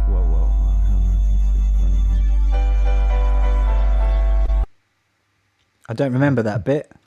Yeah, I'm not sure exactly where SoundCloud decided to put that in. I had to, of course, scramble to get that done. So I was going to ask you, Juxta. You had mentioned before you love singing, and I believe the instrument you play is a guitar, and I think particularly that was your acoustic guitar playing there, wasn't it? Yeah, that actually the kind of the lead guitar. There were two guitars in there, so the lead guitar part of that was actually played by the guitarist from my band, and I was playing the rhythm guitar on that one. So yeah, so I originally wrote it just with myself on as kind of an open mic type song, but on that version, it's got the added lead guitar on it, and then Wink and Woo. The way I'd always wanted to hear it with strings. I actually, in my mind, I thought I'd love to find a school choir that could sing behind it, but it works just as well with strings as well. So Wink put the strings on and that kick as well on there, because it didn't originally have any drums at all. So it kind of turned it into something else, which is amazing. Right, yeah, and I think, well, like you said, the strings did kind of do that. I've heard people use the term as far as arrangers use the term sweetener. You know, there's a certain sweetener you add to the music, whether it be strings or, as you mentioned, your first intention was choir, but certainly more readily available was that string, and certainly Wink and Woo had the insight to add that sweetener particular. So Yeah. Great team. Right. Yeah. Excellent. Thank you, So, Wink. Thank you, Dux. yeah. I guess the one question that comes to mind is your collaborations are more. Let me describe it as a free association, spontaneous free association, or is there? Did you actually have some plans, some intentions to follow through with, or is it more spontaneous? Everything's spontaneous in ACR, really. I mean, people just hear things and like the sound of it, and we don't. The thing that's great about it is everything's very relaxed, and people will just come up and either they've already done a version of your song or remixed it or something and just said, "Hope you like it. I've done this," and it's like, "Wow, amazing." Or they might contact you and say, "Oh, I can hear that." I mean, something that Grand Space Adventure, although he's calling himself something different every bloody day, he's Grand Space Am Sorry at the moment. I don't know if you remember, but he was kind of the first person I did a collaboration with, and that was Rise Up, which is has become our most popular track by a long Yes, shot. we had that on the show before. Oh, right. Yeah, I do remember Grand Space Adventure. You say Yeah, and Rise Up. I lives in remember that song. Warsaw, right? He's a fella from Warsaw. That was the fella from Warsaw you were saying? Yeah, he's in Poland, not in Warsaw, but I specifically remember also because I'm like, that's the album cover you had to it was the fist Rise Up. Is that correct? For the single, yeah, that was yeah. So yeah, it was about basically The one you played, the one you played on the show. That's right, yeah. So so that one was that was written as a kind of, don't put up with oppression basically, and rise up and stand up against things. And so just talking about collaboration, so he'll quite often send me something that I want to sing on. So I went through a phase of wanting to sing on piano tracks after I heard Tom York's Suspirium, which is a soundtrack that he did for an old horror movie, and a lot of it's very piano based, and it made me want to sing some piano tracks. So I asked, Grand Space is just amazing on the keys. His fingers just like do this thing automatically. It's amazing. So he sent me the piano tracks and I sang on them, and then what he tends to do is remove his piano track and take my vocals and then put something else on, like some synths or something, and turn it into a completely different song, and it's incredible. Yeah. Oh, I've heard of that, and I must admit I've tried it myself, or I have tunes myself that have evolved from something you work out on an acoustic piano, and it evolves into something else, and it evolves into an entire arrangement. But I did find Rise Up. If you'd like to hear that, I think that it would be good since let's Rise Up. Let's okay, yeah, let's since I just dug that out of my browser history. Let let us play Rise Up by Juxta. Yeah, we will get back to you, Winkin'. Don't worry, because I'm planning to perhaps play another one of your tunes as a segue to bringing on another guest in a moment. But since you mentioned Grand Space Adventure, and would like to accommodate as many different Adam Collector Records artists as possible, let's hear Rise Up by Juxta and Grand Space Adventure right now. Hit play right now if you don't mind. Adam Collector Records artists as possible. Let's hear Rise Up by Juxta and Grand Space Adventure right now. Hit play right now if you don't mind.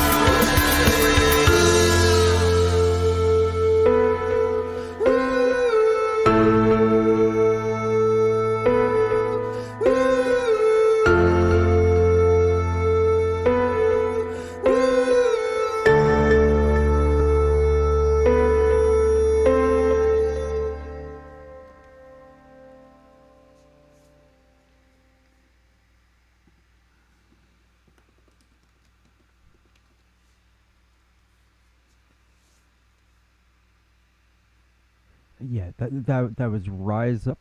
Ah, okay, excellent. Thank you, Juxta. Yeah, I was going to say the alternate link would probably be appropriate at this point, since I think we've had our run in with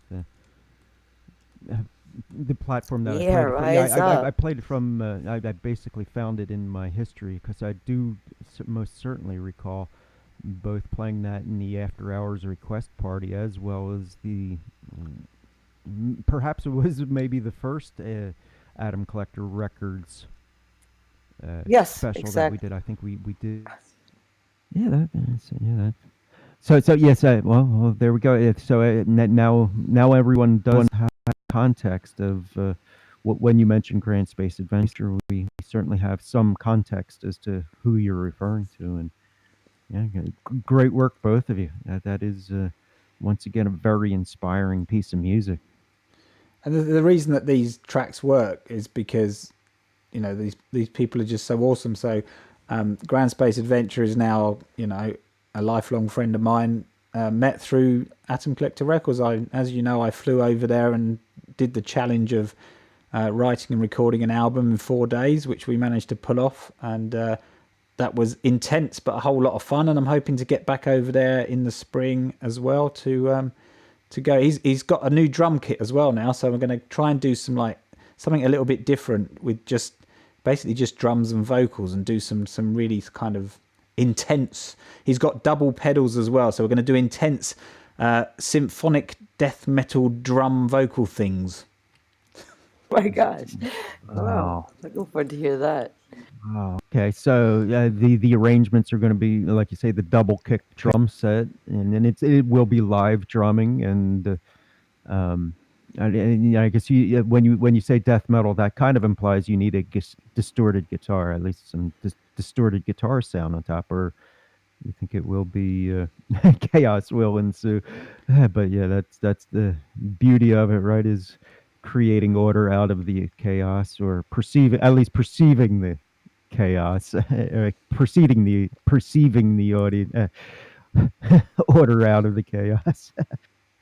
So that's your intention is mostly, like you say, the double kick drum set and distorted guitar with but a strong vocal presence is what you're planning for these arrangements, if I heard you correctly, Juxta.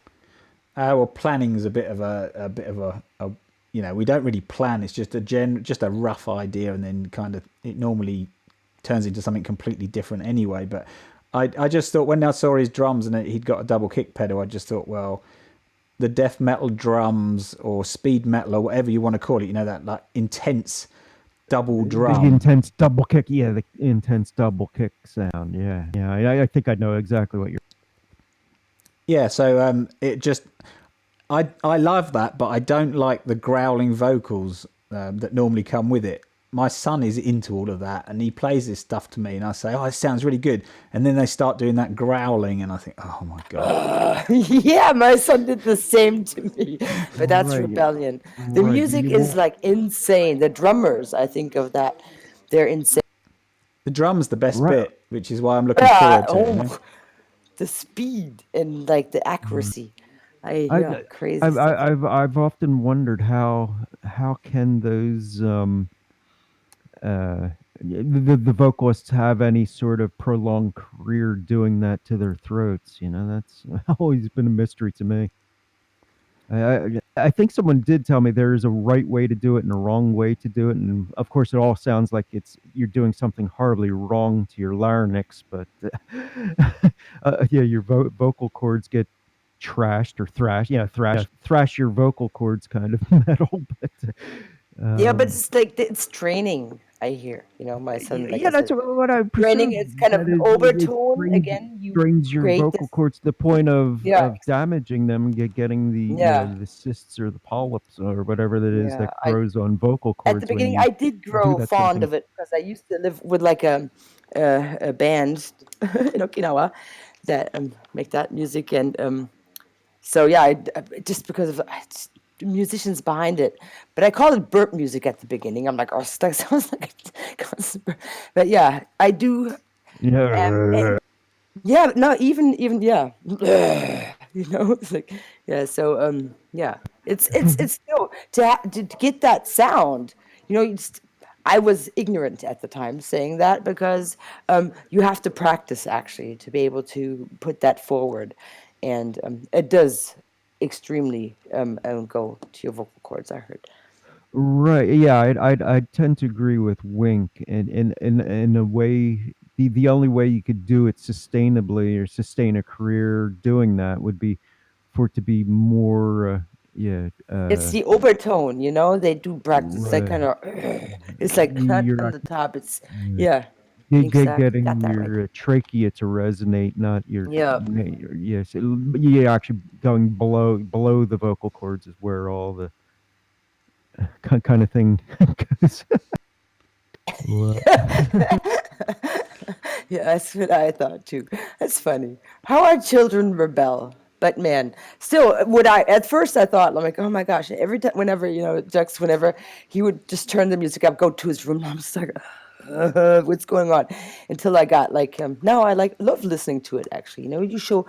Have to find appreciation for something. And sometimes you just need to be eye to eye with a musician that does it. So that's why I say, I appreciate all kinds of music. I'm not that fond of umtata, but that's okay. As long as you don't bother me. Umpa music, Yeah. but yeah, I think Rhonda, yeah, kind of self-contradicting. You just got to growl, which kind of implies what Wink was saying. From below your vocal cords, you get that part of your throat resonating versus, but then run it until your throat hurts. Yeah, that's what you're trying to avoid, I believe. But wow. How about that? Anyway, so what you're implying then, Juxta, is that not only is Great Grand Space Adventure a great pianist, he's also a great drummer. Is that, are you implying, or are you going to bring in a different drummer, or I presume Grand Space Adventure would be taking over drums then? He can do everything. He's one of those annoying people that just picks up an instrument and immediately plays it, I think. Ah, yeah, he's a vehicle of music himself, is what you're saying. He's Yeah, that almost superhuman quality of being a vehicle for the music, where it's not necessarily a matter of training; it's a matter of tapping into that, whatever that is, that makes one multi-instrumental and quite fluent when he does it. Yeah, I mean, he'll tell you that it's practice, which it probably is. But I think you get to a point, don't you, where if you can play the keyboard particularly well, I guess it translates to other instruments because it is all about technique. And I think I don't know. It's like Rhythm, feeling from music, yeah, and then getting the technique. First the feeling from music, then technique. Yeah, maybe a practice obsessive. Well, he practices the right way then, if it can translate to other instruments quite well. Yeah, that's why I think he has the feeling. You have to have. Right. I don't know. You have to be music in some way to translate it. So which means have that connection to it to be music, your music, and then you can translate it into any other instrument. Jeff is the same way. He wants to have like a drum kit now in the house. Right. There is something to be said for spontaneously going at it, and then perhaps later on using using your recording, your digital recording, digital audio workstation, whatever, to But that's what we do. We have the drum machines like the right. Tempest, that's what he's using. Been listening to him today the whole time, like creating something for like the celebration thing.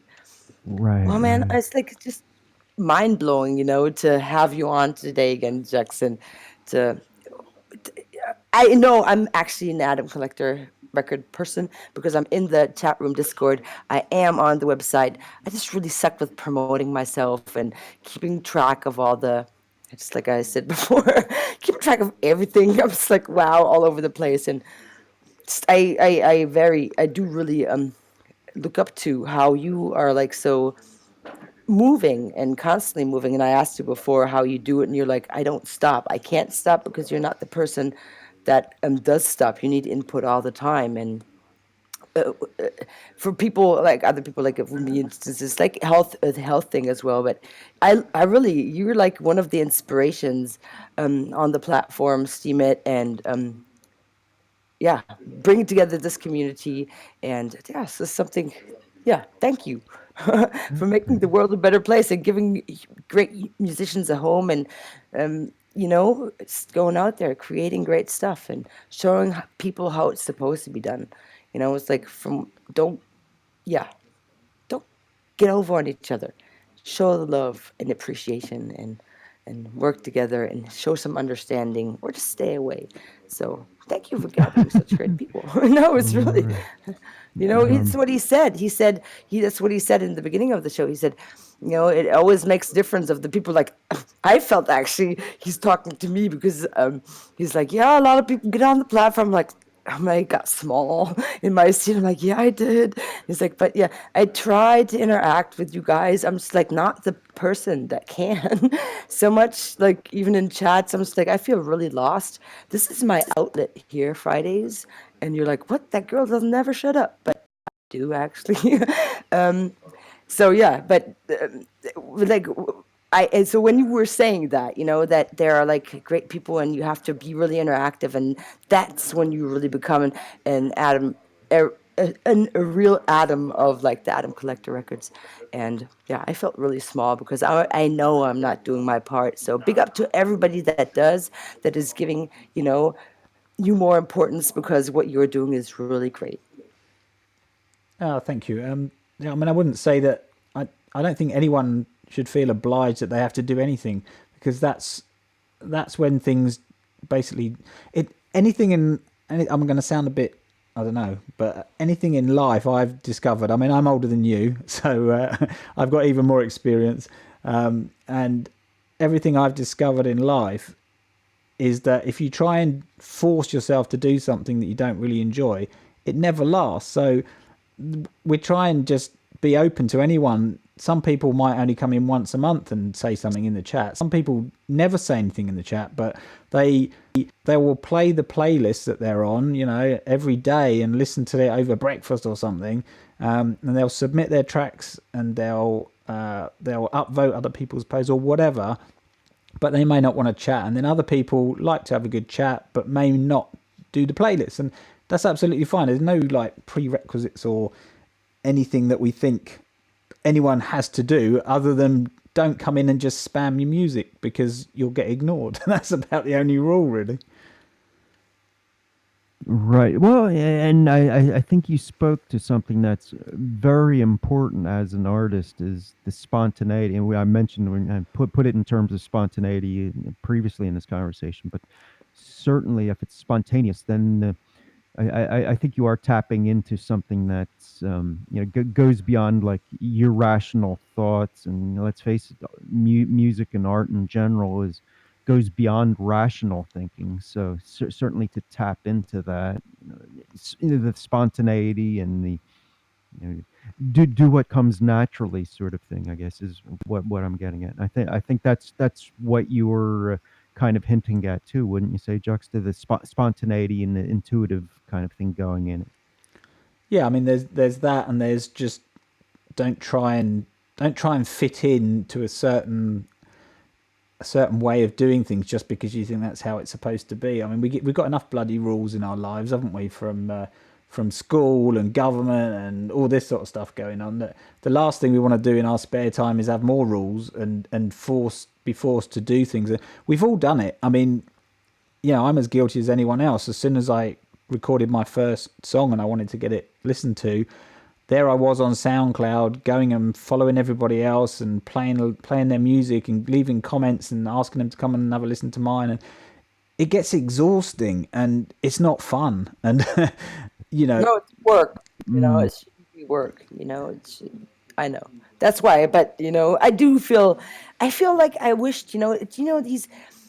I know a lot of people there. We have like psionic drummers behind the bushes all the time. She doesn't like to talk, but she's such a big part of the community. And I know that for myself, I would love to do more, and seeing you guys interact like you do, I'm just like, but it's like, it's not my personality. I'm just like, not that, like that. I just can't, but I do feel kind of sad that I can't. So this is what I wanted to say. And just maybe one day it would be easier. I don't know, because you make it seem easy, to be the great people to be surrounded with. And yeah, so. Certainly. Yeah, that, like you say, it's spontaneity has a lot to do with it, and like you say, it's more of a sustainable effort if you are working from that realm of spontaneity, and you're just being real. You're free association instead of the forced, like you say, forced rules based. Strict approach to which doesn't work for a number of people, certainly. I wanted to bring Wink and Woo back for one more just so we can introduce another guest. I wanted to introduce Turtle Project through Wink and Woo's collaboration with Turtle Project. Can we do that? Okay. No, it's like the collaboration. Which one you mean? Wonderland? That's with Naked Verse. Which one you're talking about? Is that in the? Oh, I was going to bring. Wink is here. Wink. Yeah, I was going through Wink's collection on SoundCloud, and I came across something I know I have played in the past. Breakout or Die with the Turtle Project. Wow, I love that. Look at him. Look at him taking over the show. I love you, Zig. Honestly, making a great point here. Just doing some exploratory work there, and and just seeing. I don't know if we caught Turtle Project awesome. At a bad time, or let me see it. Maybe. Right, that's why you should always hit them up first, man. Don't put in the chat. It's like, what? Put me on the spot. Yeah. Well. Anyway, if you let's have Wink and Woo. Or if you want to describe it at first, or shall we just jump right into this, Wink? This Breakout or Die, your remix of Breakout or Die with the Turtle Project featuring you. Would you like to just announce it, or shall I? Would you like to discuss it a bit? I will give it a little introduction, I think, because I heard it on one of his shows that he was doing live streams, and it was an instrumental track. Bill doesn't do that many instrumental tracks. Not well. He does some albums which are themed, like some of the horror stuff that he's done. But I hadn't heard him do anything like this before, and it's really jumped out at me. And I thought, and of course he let me. It's what came out. It's called Breakout or Die. I wanted it to be a bit like a theme for an action movie, so I hope you like it.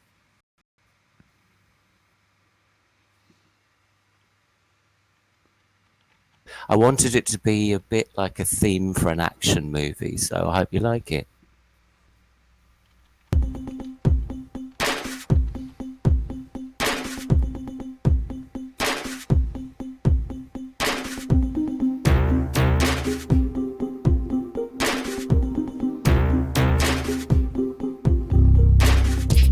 A little change of course don't bring you out of luck. A rendezvous with fate could get you out of a rut. Help me, save me, set me free, I've gotta get out. These chains hurt me, burn me, and I gotta break out or die.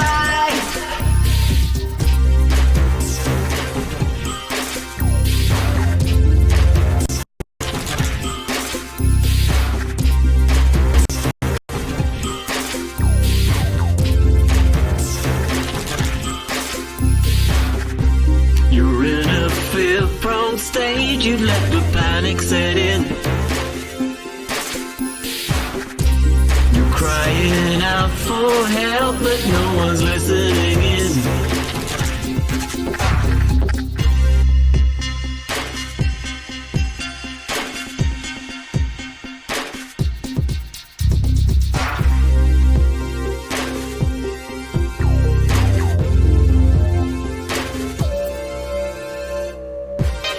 me, save me, set me free. I've gotta get out.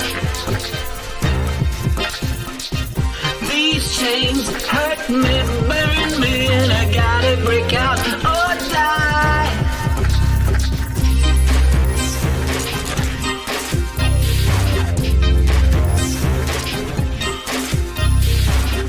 Will somebody help me? Will somebody save me? Will somebody help me? Will somebody save me? Will somebody help me? Will somebody save me? Help me, save me, set me free. I've gotta get up. These chains hurt me, burn me, and I gotta break out or die. Help me, save me, set me free. I've gotta get out. These chains hurt me, burn me, and I gotta break out or die.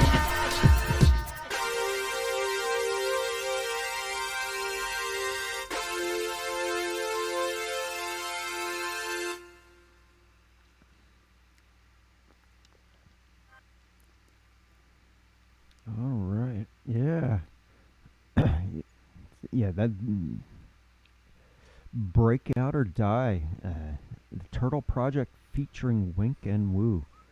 All right. Yeah. Hey, Wink. Yay! I have to say, you're what you added there. You said that was an instrumental at first, and or is that what you said? May have been a bit preoccupied when you were mentioning that. That was actually an instrumental that you added vocals to, was it? He's gone, but yes, I believe it was. Yes, it was. No, if you can hear me.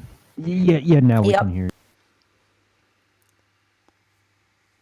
Yeah. Say something. Well, yeah. Can you hear me? Yes, it was definitely an instrumental. Wow, and that Fantastic instrumental. So how could I not? Oh. Right. Yeah, that's yeah, and commendable effort too. Like I say, your vocals are remarkable. Yeah, they are a Very cut kind. above. I can just get through a song just about sometimes. You're being very modest. It gets better every time. Well, that's just an example of how exceptional when he's saying he's just getting barely through. You know that on a bad day he's still head and shoulders above. Head and shoulders above what one would expect. You know, it's remark. You know, like you say, they just take it to a next level. I find so. That was remarkable. Yeah, unfortunately, I guess Turtle Project couldn't come on. I guess you heard Juxta. He couldn't come on today. I guess, or He said, he can't make it on the mic tonight. I think. the mic was giving him problems. Okay, yeah, I know in the past. I think we had to work through some microphone issues. Yeah, unfortunately, I hadn't thought to try to test and debug as I think we had done in the past, but that's yeah. You know, Carl just gave us a gift. I have to ask Divine. Is that you mentioned Tiger's Christmas song? Is it, could this possibly be the? "No, I don't see no mushroom clouds." Okay, yeah, great, yeah, okay. Yeah, She takes it. she takes Talking it about to taking it that up a level. Yeah. She takes it up that level. Talk about Adam, right? Yeah. it's All just- wars I love- start with a little argument, don't they? Yeah. Perhaps it wasn't the right size or the right color. No, but yeah, she's, like we all do. We work through our life and things that Or like heavy on us, or challenging like if we want to express, in happiness and euphoria. Yeah, so we express ourselves in music. So this is just a song for her. And I know that next week we're gonna have Daniel Colvert, aka Swoop, coming on with like his jalapeno hot, Carolina Reaper hot, or I don't know how hot it's gonna be. I know it's hot because actually I heard it, so it's really hot, and it's gonna be a collaboration with Tiger. It's gonna be another pair of guests coming on, okay. and we're gonna have on Wave Legion, Right. I was Bonnie gonna say, Legion, isn't that and Wave cosmic? Doctor. But yeah, Yeah, it's gonna be a cosmic. great show. Oh my gosh, Daniel Covert this from the is for Cosmic me. Law. This is what's happening. What is happening on these shows? And 10 pounds sterling. Oh, we haven't heard so long from him. So great show next week at Privat. 10 pounds sterling, Wave Legion, Daniel Covert, and Tiger. That's Christmas for me. This hanging out with you guys, opening my mind, opening through like conversing with you and hearing the music and seeing the sides of the world you opened in your community and the collaborations. That's Christmas every day. Christmas every Friday. So done. Right, What the heck right. is that? What did you just do? What can I did not do see? that. Dude, I'm gonna delete. Man, this is not Christmas for me. This is like I'm gonna. Ugh. Dude, I don't need. Have you ever? Have you even? You know, Have you lately actually just because I came out? Rondon, Found Rondon out, might. dude. Give him, yeah. This is like on music. Rondon, not your problem. MSP Waves. We excuse ourselves. We've been like We need a new, we need a new, Put that's the that bot that away. does that. That's just like Yeah, what? that's the bot. No, that's a bot.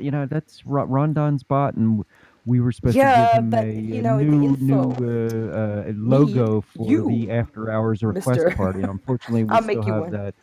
I'll make you a Right. logo for that. Yeah, So, yeah, but yeah. I was just like, We need oh an my After gosh, Hours talking about request party logo. Christmas, and here comes this mop. I'm sorry, but yeah, just hey guys, if you're Yeah. interested about that, The C whatever word, showed and up I just don't now, mean that C word, cowbell. just go and look it up on the internet right now. There's like some really, really fishy things going on, and that's as far as I'm going to go into that. But yeah, Yeah, bankruptcy proceedings and all that, but yeah, it's. dude, you're looking loudmouth like I am. I love you, sing. So hey, But no, at this point, I think they were at least morally bankrupt before their financially they never bankrupt. had any. Yeah, they were morally bankrupt before that. But anyway, I think there's Hey, something else that I Jux. think. Hey, one Okay, more yeah, thing I go wanted to ask ask, Jux. yeah, which is really important, but for the community, and I do count on people like you and also 10 pounds sterling scoping out like the interwebs for like reliable blockchains, music blockchains as well, and we're on a good one. I am a big supporter for Palnet because I love my home and I love what the people have been doing for me. Rondon, Peachy, Agrode. So this is our home, and they have been making it really comfortable. But we lost a home with making music, so for me, I'm back to SoundCloud. But I'm always looking forward to and I have not spent any time since that big thing. So Yeah, but yeah, well, I always know there's open for like, and I soundlinks.net. know you are like into things and you are on things that are not out yet. So please let Yeah, us bring please that share some links. conversation around again. That would be of use to, I think, many members of our audience. Yeah, Besides share some Denise links and myself. from blockchain websites. I know one that came up today, 10 pounds sterling, shared it with me. It's called Audius.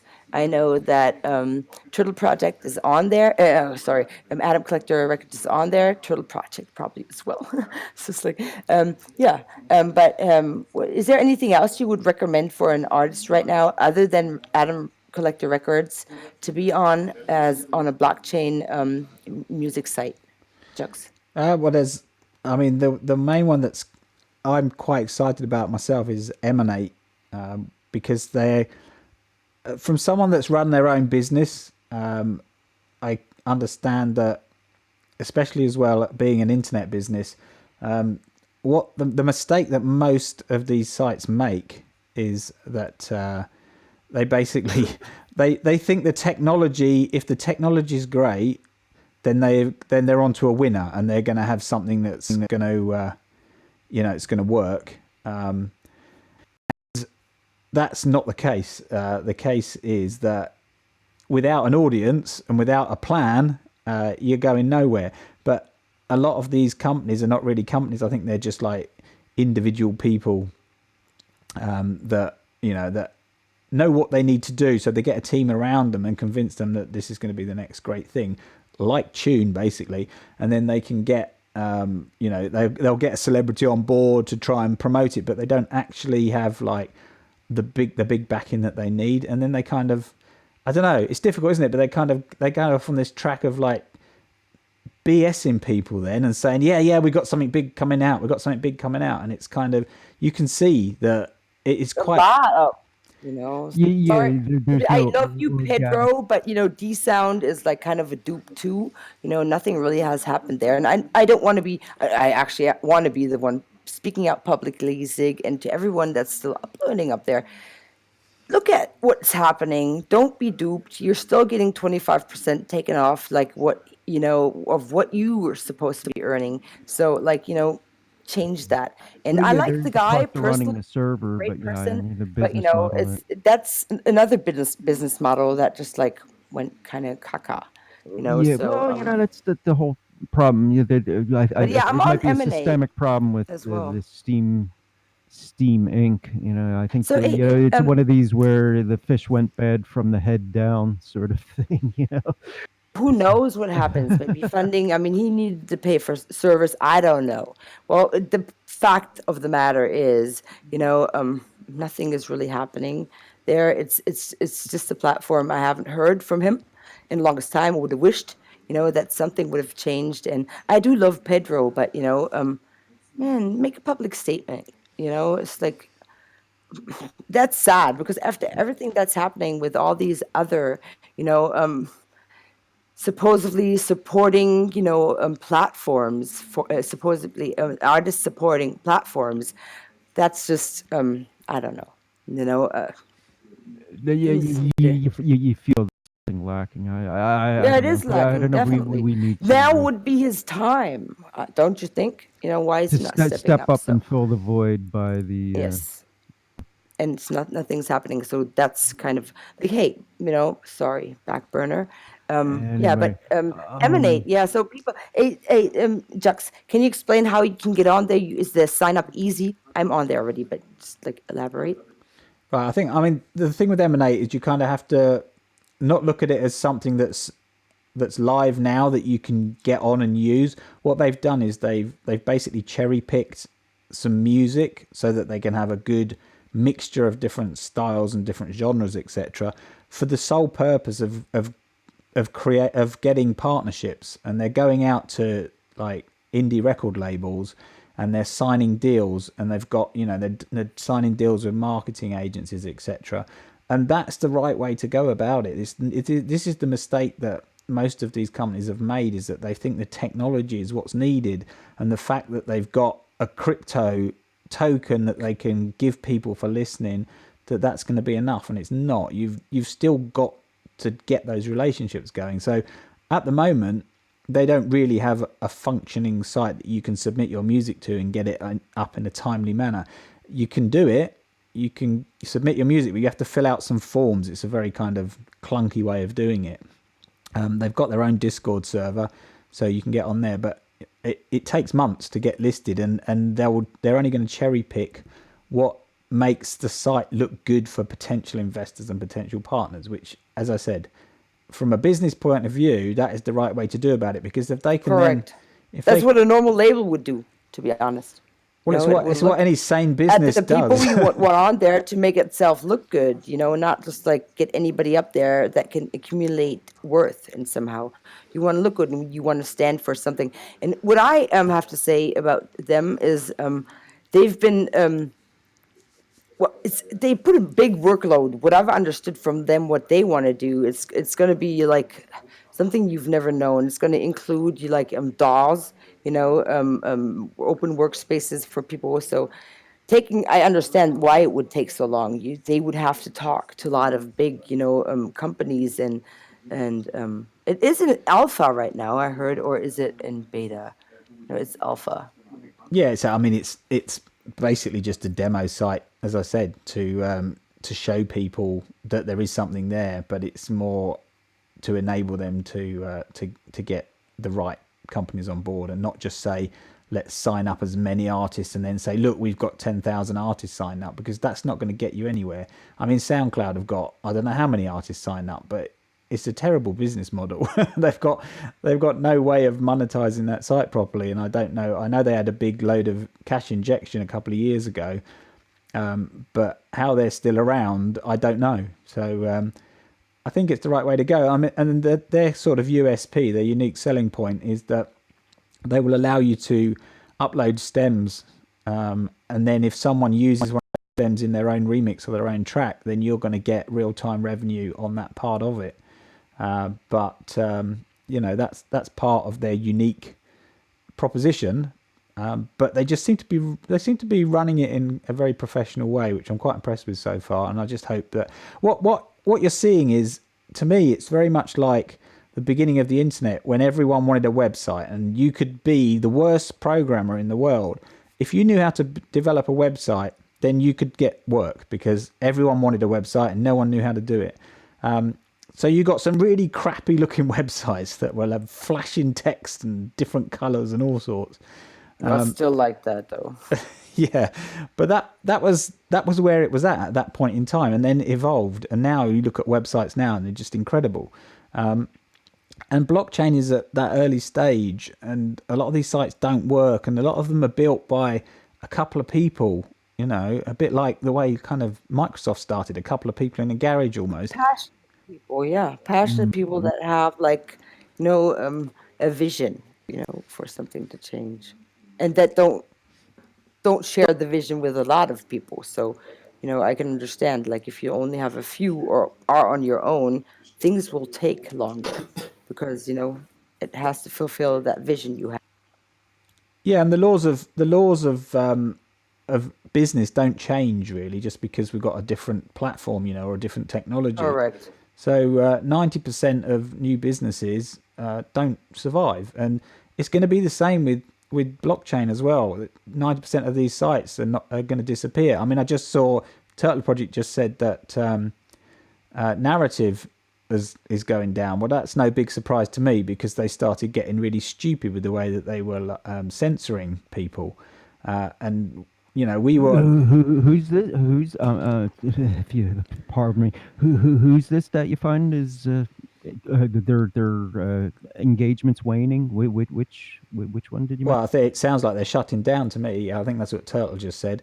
It's a site called Narrative, which is a blockchain. It's kind of it's similar to the, I mean, I don't know if you've seen what the new fork on Steam is, which I'm pretty excited about, with the communities and the way that you can basically subset things so you can only see posts from certain communities and that. Right. It's Okay, similar like Palnet, having different, so tribes or pods, they call it on. So on Narrative, what you could do is, and I paid for one. You can basically sublet, if you like, a particular community for a year, and then you get a percentage of all the revenue generated within that. So it's a blogging platform effectively.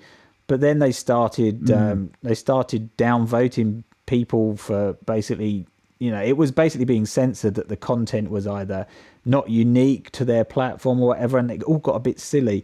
And the writing was on the wall as soon as they started doing that, really. And so what I'm saying is, just to go back to it, 90% of these sites are probably not going to be around in a year's time, but there'll be 10% that will get it right, and they're the ones that you unfortunately or fortunately, you're going to have to suffer, put in effort into some of them, and then it not come into fruition at all.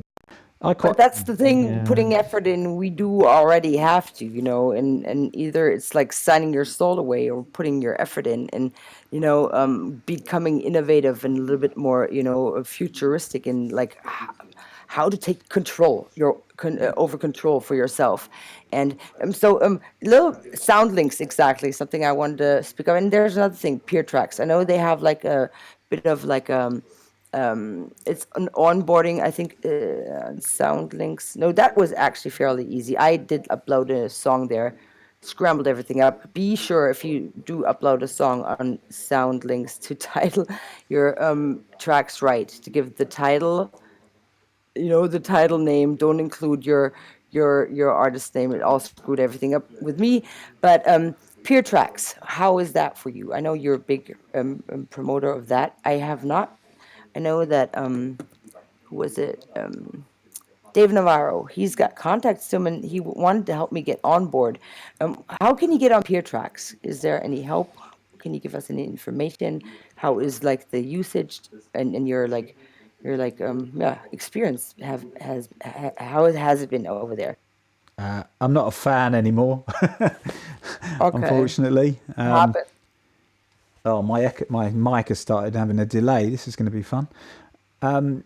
Yeah, with peer tracks is a lot smaller than I thought, and it's back to this situation of like the technology being created is quite good, but the team is very small, so they don't really have any funding that I can see. And I kind of lost, I lost a lot of enthusiasm for that site when some things happened that just kind of brought up the warning flags to me. Okay, so another incident or case of like still in development, we're still looking. We are still people, whoever can code or has the possibilities of doing this. We are musicians that like to promote ourselves, and we put in a lot of work. Communities like Adam Collector Records, like somebody you would want to have on board, and as we do put in a lot of work promoting ourselves, but what's the problem here? Really, is it somebody in last show said it is not the problem of the technology and the coding; it's the ego a lot of times, and ego maybe of themselves or ego of the outside world not wanting to support a good project. What do you think about SoundLinks? I can't comment on that. It's not something that I've used. I mean, I think I went on it the other day and thought, oh yeah, I remember that one. But the fact that I've not heard about it much would tell me that it's not very popular, but I might be wrong. Well, the world is big and there's like so many niches. So I'm just like being here again, like dealing with other, artists. We're kind of also the crossway, the path where a lot of people come across. And so £10, and somebody else told me about that. There's so many else. I like the cross references for you guys, and through that also, if you haven't heard it, and I can't say a lot about it. I just got on there and mucked everything up when I uploaded my song. So I got to go and fix that first. And so, what do you say? I just was introduced to Audius. Is that something you would suggest people getting onto as like independent artist? Well, it's the actual the user experience on there is really good. It works really smoothly, but at the moment they don't have a crypto. It's just another streaming site, but it does work well. And their Discord is very busy. They do some it's called remix contests and things like that. They call them ciphers, which may be an industry term, but I'd never heard of it before. Where they kind of had a theme and you can enter to win money, and they have like listening parties on their Discord. So they're very active and very busy, but you're still back down to the situation that unless they've got backing so that they can do a lot of marketing, then who knows where it's going to be. But what I think we're kind of at phase 2 now, whereas phase 1 was Musicoin, if you like, and the C word and a few others that were they were trailblazers. Especially Musicoin was really a trailblazer in terms of it's a fully decentralized blockchain with their own miners and everything. But it's kind of, to me, it lost its way because it was all about the technology and not about the business. And I know that a lot of people have this utopian view that blockchain is about being decentralized and all these wonderful things, but at the end of the day you still need money to promote, and you still need to do deals with people to make things work and make things popular. It's not you're going to be it's very, very unlikely that you're going to get word of mouth is going to be enough to make something go mainstream and get enough No, people. yeah, we do have to infiltrate, the normal world. Yeah, you It's a basically bit have to sell your credibility, soul to Wall support. Street. No, that's not what I mean. It's like just find the right person and just like it's like what Jack said before. Even as a musician, going out there and making ourselves known on. I rather prefer just to be on the decentralized side, but it's not profitable. I need we all as artists, and that's you shouldn't.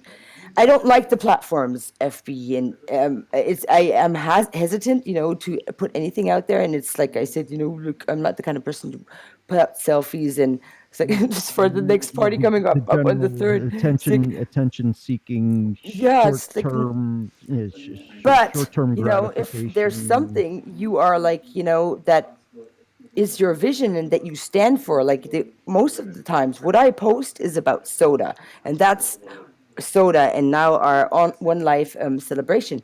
I mean, I'm spamming them. I'm always putting another text, but it's like there's like a link, and first off, you need to get the outside world in, and when it becomes attractive to a lot of people, and I understand that. So that's why we can't be like, oh, yeah, you're all bad. Not everybody is all bad. There's misled people out there too. Maybe they're just seeking for an opportunity to help us out or help themselves out, Yeah, soda. Sota.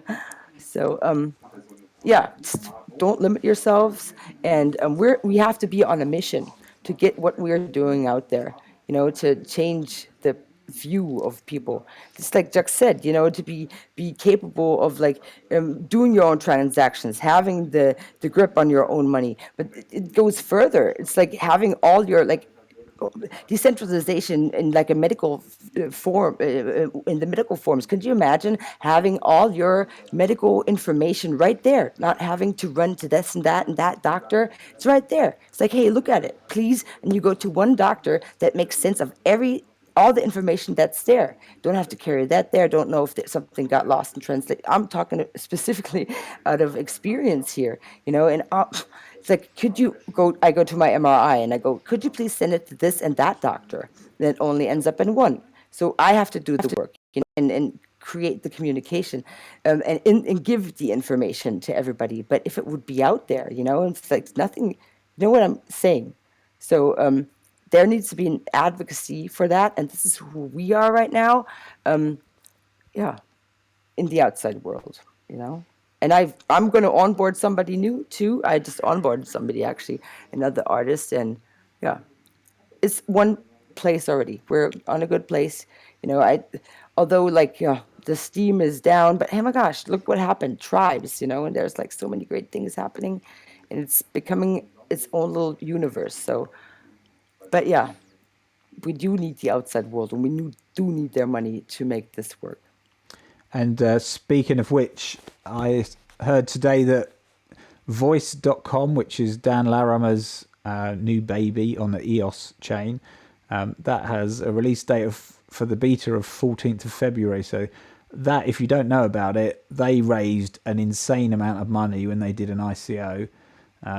They got fined for doing it and paid the fine, which was a pittance compared to what they raised. And they've used that money to, I think the domain itself cost about 4 million or something stupid, $4 million to get voice.com. But that's what you need to do. You need a domain that is really easy to remember. Facebook, you remember it. You don't have to think about it. And voice, you're going to remember that. You're not going to remember some obscure thing. And the amount of money they've spent on it, I mean, the demo already looked good months ago, and they've gone through certain regulatory things to make sure it's all legitimate. So that's another one which is like a stage 2. It's not some small thing just built by a small team looking for investment or whatever. This is a company with a lot of money, and they're going to be pushing it like crazy. So you're going to see a lot of that, and let's see if it works or not.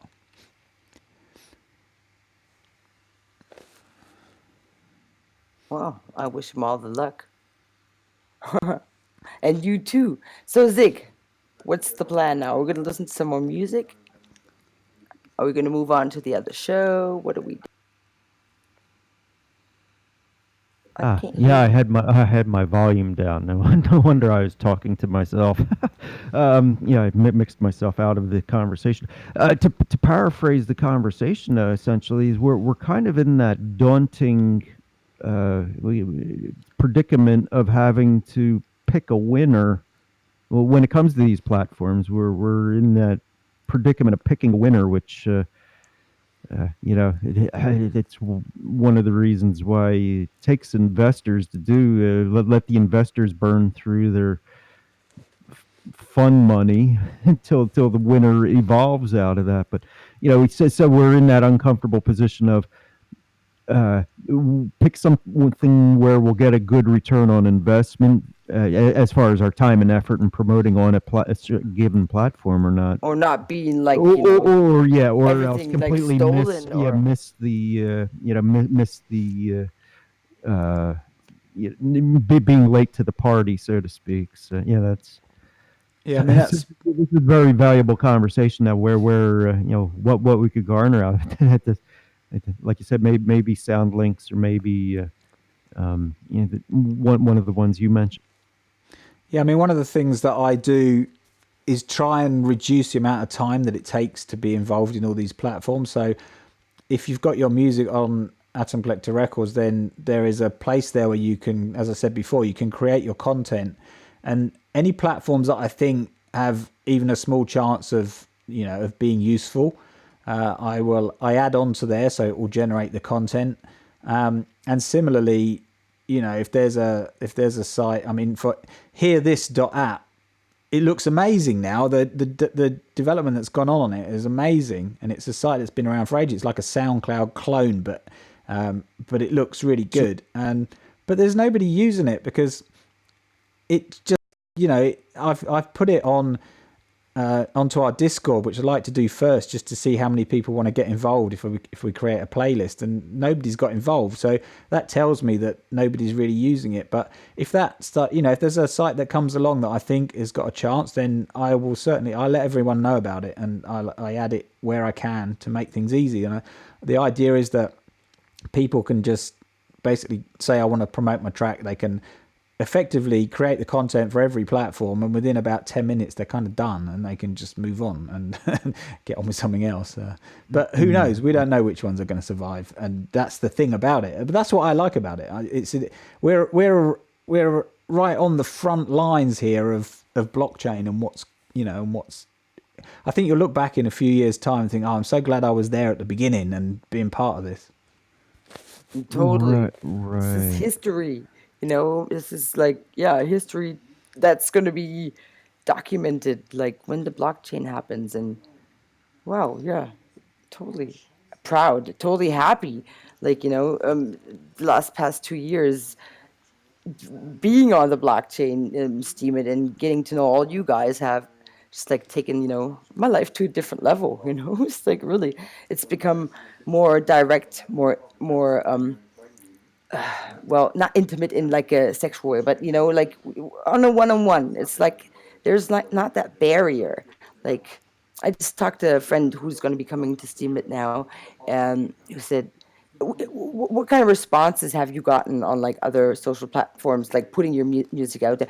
I know I have to say Twitter, and that is, but only through the help from Ema and Adam Collector, because of their great communities, um, I have been getting more responses there. But if you've before, even with your friends and other DJs or music makers, has been just so cold and stagnant, and like that nothing, no responses came back. And here it's just like, hey. And I heard about people like Wave Doctor going around, even like listening to people, hearing some music somewhere, and like finding them on some other platform to track them down to be able to make collaborations with them.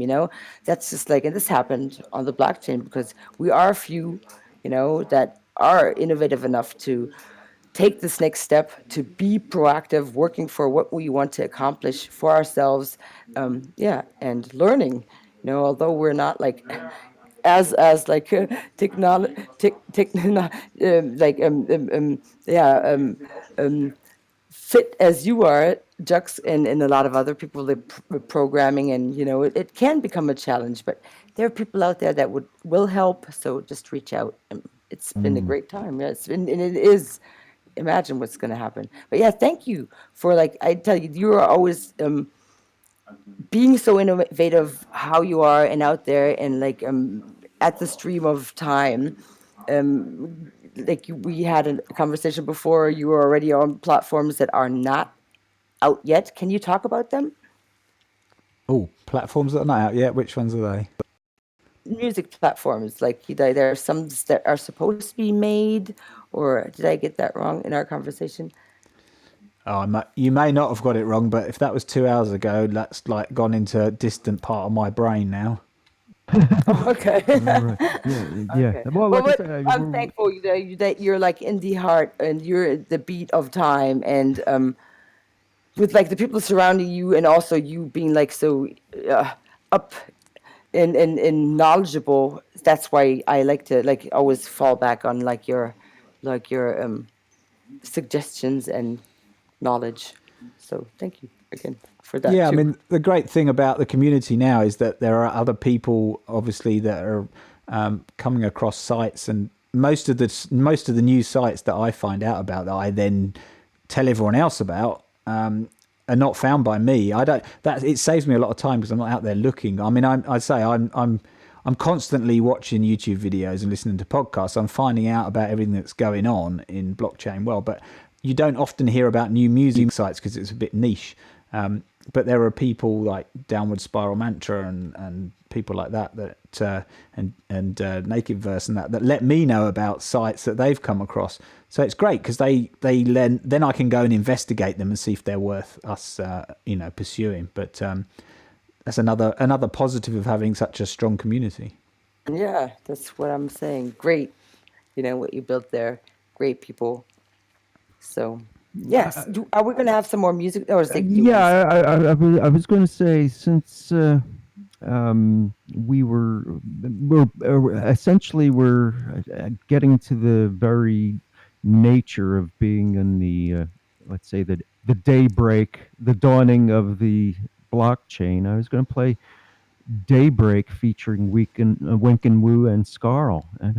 Unless someone objects, No, this is one of my favorite songs to have come out of the community.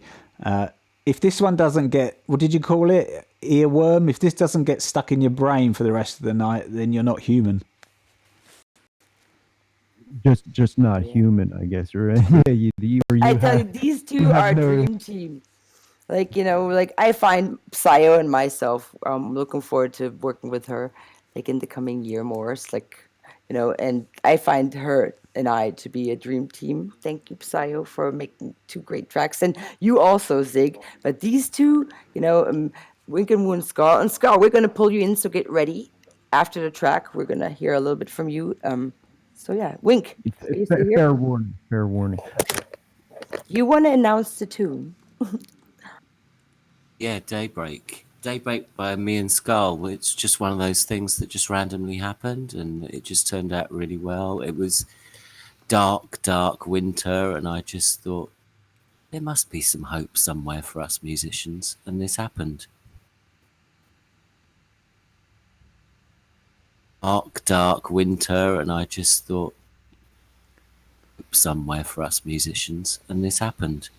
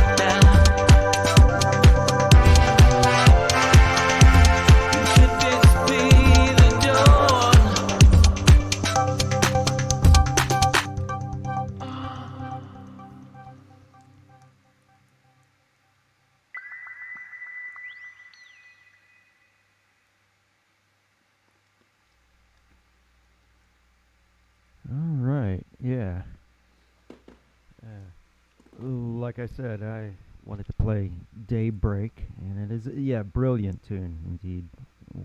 Dawning of the age of the blockchain, you might say, considering the promise the hopes it has promised to deliver, and certainly. Great track. I thought that I was love your appropriate. Yeah, it voice. was a great track for I appropriate love time. his production, his love vocal machines, it's got a total great ear. Hi, Scarl. Welcome to the. Hello. Hello. How you doing? Oh, I'm hey, back again. welcome Yes, back. we love having you back. It's a great track again from you. Yeah, that was originally my track off my EP that I was talking about last week, which I sent to Wink, and he did his stuff on it. So he added the strings and the pads, whatever they are, well, the vocals, obviously. Oh, okay. Yeah, you know what? I think here's another one from. Let me see. The EP is.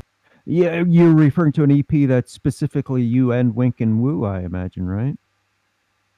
No, my Free Flowing Torrents that you played. Remember we had last week. this week. I can't remember what the track was called now. Okay. Well, It was called Peripheral Groove and Train. Oh, that's right. from Yeah. That's right. Marylebone. Peripheral with yeah the. Well, that one was Peripheral. Peripheral. feral, well, animal. I like that game, that wordplay. And the other one was Train from Marylebone, right? Or how was it? We had the problem with that pronunciation. What was it called again? It's either Marleybone, like Yeah. Bob Marley, or Marylebone, Marylebone. which is what the woman said on the announcement. Yeah, she says I Marylebone. think it's the first one. Potatoes and Right, potato. yeah. Huh. Okay. Because one of the other tracks I was thinking of bringing up just right now is since it's Daybreak, we've just gone through the Daybreak. I was going to bring up Another Day.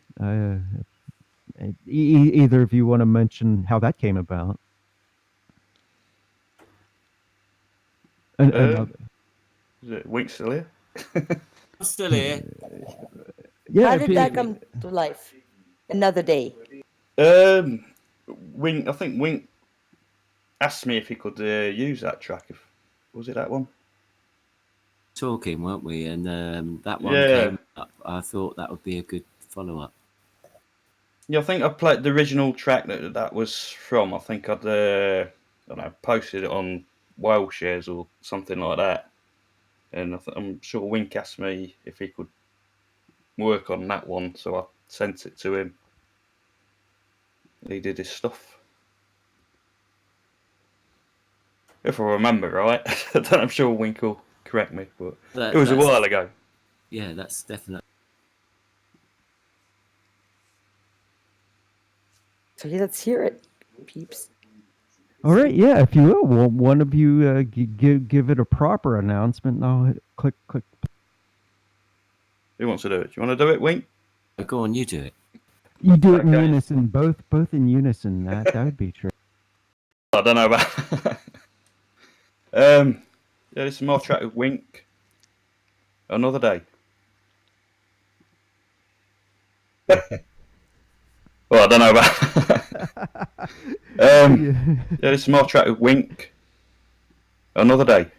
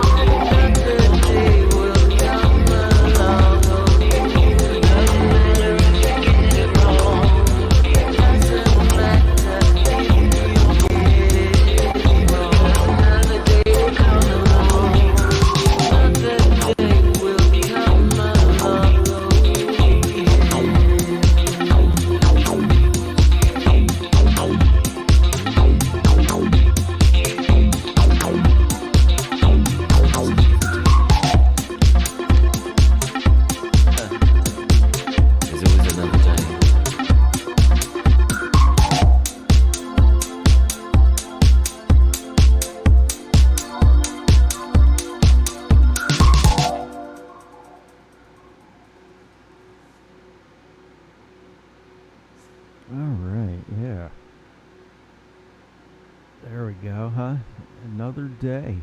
What I really need to ask and is so there's a couple different EP, or is this from that same EP? Your the EP that you're presently working on, Scarl, or is this a This is for from a completely different one. right? Okay. So Daybreak and Another Day are not part of the same collection then, I guess. No, there was just a couple of singles that we ended up doing, really. But we are supposedly doing an album.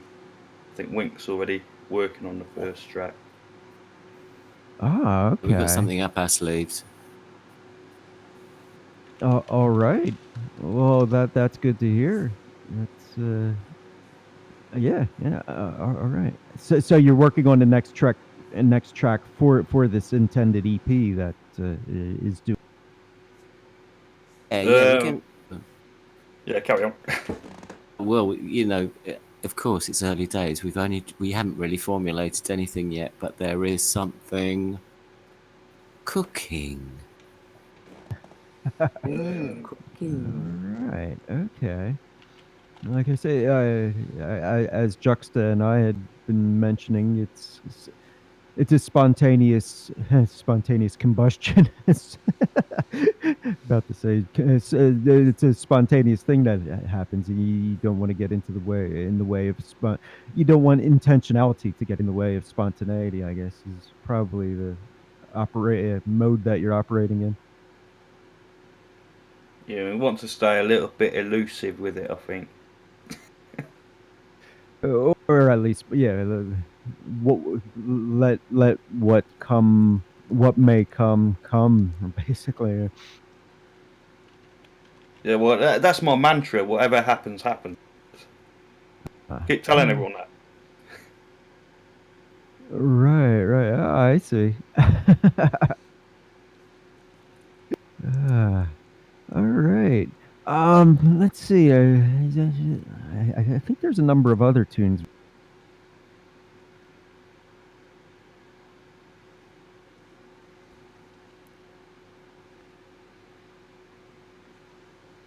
Yeah, so when is the cooking going to come out? Do you have like a time estimate or? Just think when it's finished. Oh Whenever no, that is. really? Duh. Clever answer. Well, when it's finished, come by and present it, here at Soda. That would be awesome when it's finished. Oh. Going to do the first track. This is a little secret. We're going to do the first track with me starting this time and see how that works out. Yeah, basically it's a case of us sort of bouncing the tracks between us and see what happens. Right, and Wink, I would presume that doesn't necessarily. I mean, you've gained uh, quite a bit of fame for your your high quality vocals, but to say it's starting with you, it does not necessarily mean it's a cappella. It's you are bringing other tracks besides your voice, I guess, into the collaboration in the beginning. Yeah, and then hopefully what I would like it to be, but it's once I hand it over to Scarl, I want him to just go wild with it. Really, I want it to sound like a remix done by Scarl. I see. So okay, so this is at least the first track, or perhaps a number of the tracks are going to be of that nature. Then It's just that yeah, this is just the starting point that we talked about the other day. So something going, and I think probably Skull Sunday you might hear something. Okay, I'll keep an eye out on something. What I'd like to do is make them sort of DJ friendly as well, because what some of the EMA guys are doing, including me, we're doing some sort of like guest mixes, sort of in the next year. So yeah, I'd like to sort of include some of it in the mix. Oh, nice. If you want some of my tracks, I'll send them over. Yeah, I can think of a couple of yours actually. Oh, sweet. I don't know if I have sent them to you as a wave, so hit me up. They're yours. Okay, I'll be or something later Sweet. on. Looking forward to a mix of yours. Have you DJed? Are you a DJ? I don't know, or is this like the I first time? was. Oh, and I've just sort of, as David Hood put it, got my mojo back. So I Nice. did a guest mix for the Techno Diaries about 3 weeks ago, a month ago. Yeah, no, I heard that. Right, Yeah, right, yeah, we do. that was awesome. But when was the first time you got behind your decks, and what was the music that brought you behind? Oh, that's a long time ago.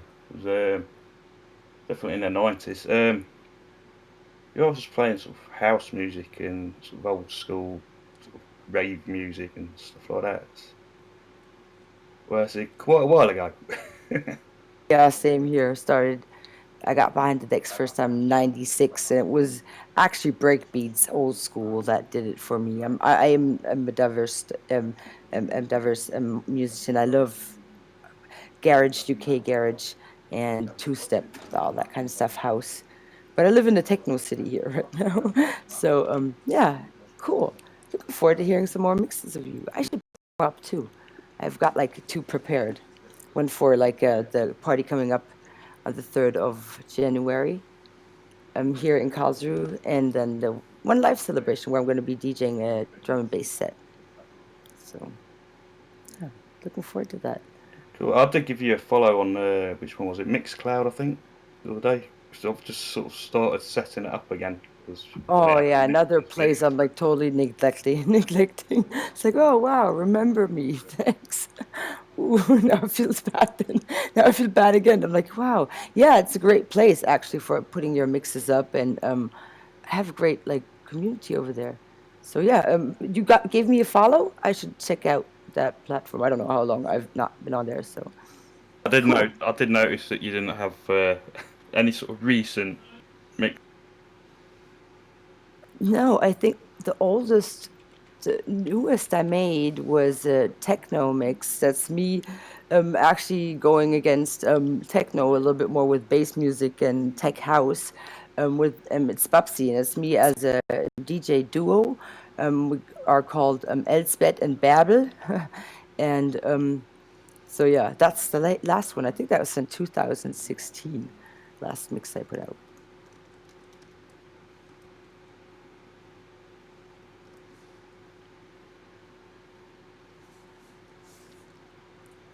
So hey, what was your DJ name? Just to be, I'm curious. Well, I've used a few names over the years, to be honest. But yeah, I don't want to sort of dwell in the past. So Okay, cool. Well, looking forward to your future projects, totally. And I like your style of music you create. And now, I heard the replay. I wasn't on the show that day when it was happening, but yeah, great selection of music, and I love your style. So looking forward to what we're going to be coming up with. yeah, with me it's mainly the house, tech house, and techno that sort of interest me. But yeah, I might stick a bit of other stuff in as well.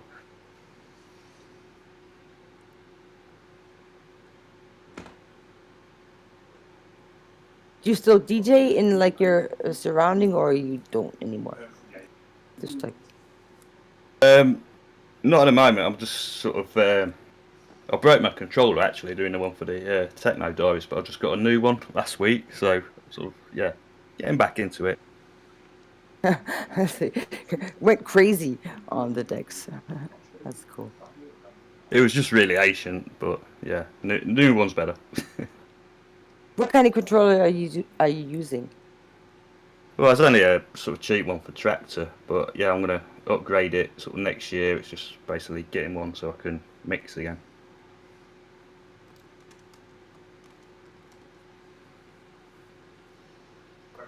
Sweet. Sig, what we doing? Some more music?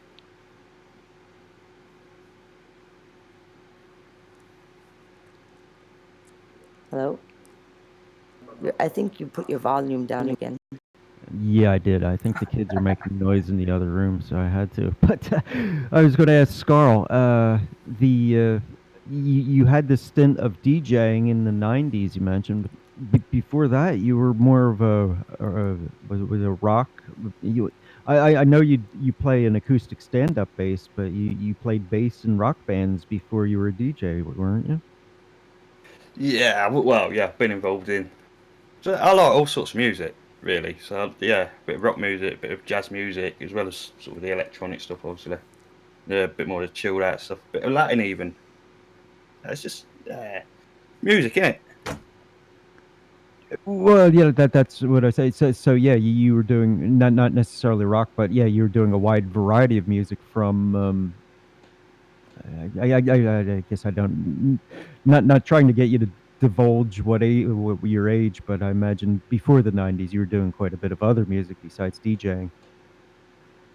Well, mainly since the 90s. Yeah, I'm not that old. So, yeah, I sort of when I was growing up, it was the 90s. So yeah, it's yeah, I just started getting into everything because I'm just into the music, really. Right, right. Oh, Yeah, okay, and so he's yeah, a you're total you're a gearhead too. young guy then. If it was only the '90s, jeez, Ah, that he's feels like old Not school. that young. He's he's a geek too. He likes his little analog gears. Have you heard about like the new the Poly D coming out from Behringer? Have you heard about I saw that? they got 303 clone as well, haven't they? That's Yeah, but the Model D they put out was like this little interface thingy. No, they're putting the Poly D out that has like four sounds, four Poly sounds, I think. Crazy stuff. I love the Behringer stuff they're putting out. Oh, Gearhead. It's like Zig, he uses these little Volca instruments. When you're going to come over in January, I'm going to show you how they really. You can look them up on the internet, and they're like, we're just selling out some big stuff and getting some more little of these little gadgets because yeah, you have inspired us again with like what they actually create and what you can create with them. the new bass. You want to get that? That's awesome. It's got this like vacuum tube in it. You can really push up the saturation on it and stuff. I love that. You can make some real acid sounds out of it.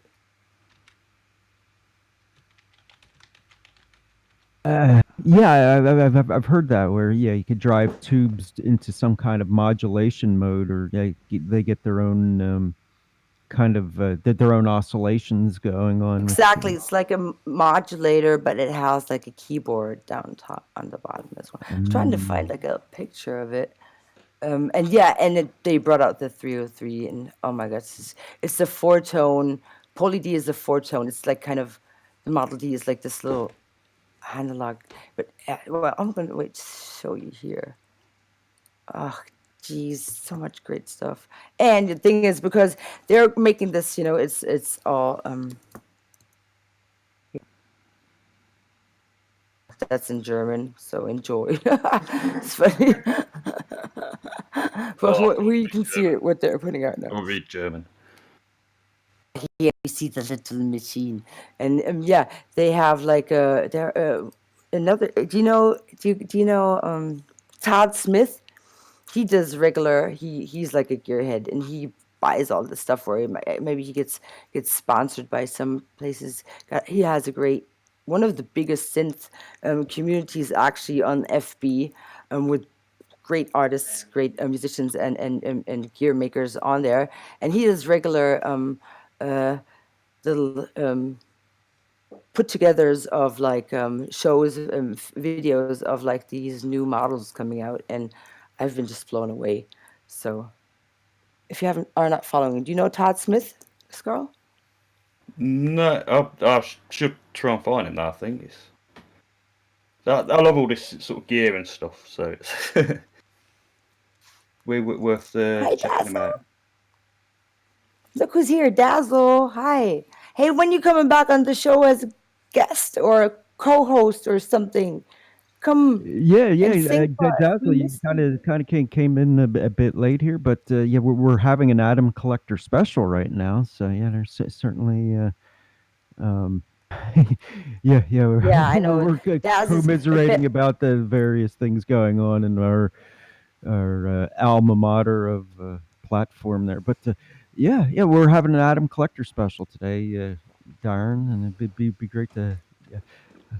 I don't know if well, yeah, a lot of your neighbors from around Clangstonshire, so oh, your neighbors from around there are here. So certainly well representing Adam Collector. So, but yeah. Well, I have no idea where Claxtonshire is. There is no Claxtonshire. He's just made up his own shire. That's what you do. Derbyshire, Derbyshire. I remember Yeah, he's from Derbyshire. Derbyshire. Yeah. Oh, Derbyshire. That's just up the road from me, actually. But yeah, we've had it taken over. But, yeah. Where were we? Music. Let's play some more music. Oh yeah. How You about were that? asking me to play something else. Let's see. Let me see if I can find something appropriate here. There is something on the list that you provided, Denise. I think we I didn't played provide that list. Those were all the active members of like Adam Collector, which was really cute because Jux made like a little room in the Adam Collector record server just for us called Soda Submissions. Isn't that awesome? So all I had to do is go on over there and like copy paste, add some information. That's how it worked. So Okay. I didn't provide anything. Those were like the artists All from Adam right. Collector record. Let's see.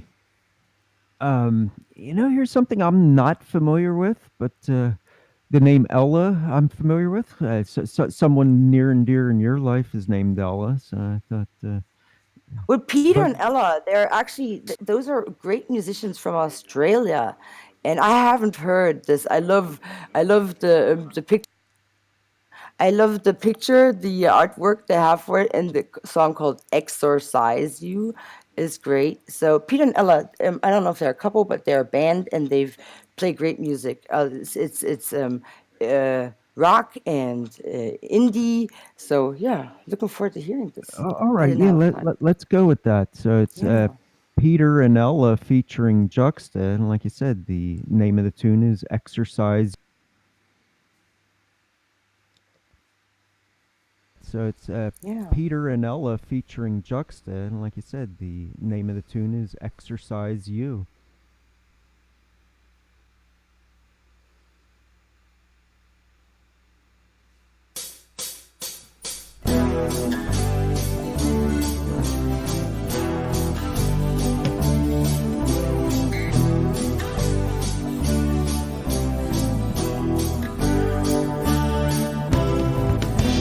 Threw you on the fire, but you didn't burn. You wallowed in the mire, but I didn't learn. Shallow was your reason, then became my code. Desire became treason. Try to forget you, put you out of my mind. Put you out of my mind. But it was hopeless. I need to find a way to exercise you, exercise you, exercise you, yeah, yeah. True waves dripping easily as one. Quick as touch and watch you come undone. Temper my desire for revenge. My anger burned higher, and I was nearly unhinged. Try to forget you, Try to forget you. put you out of my mind, but it was hopeless, and I need to find a way to exercise you, exercise you, exercise you, yeah, yeah, yeah. Exercise you, exercise you,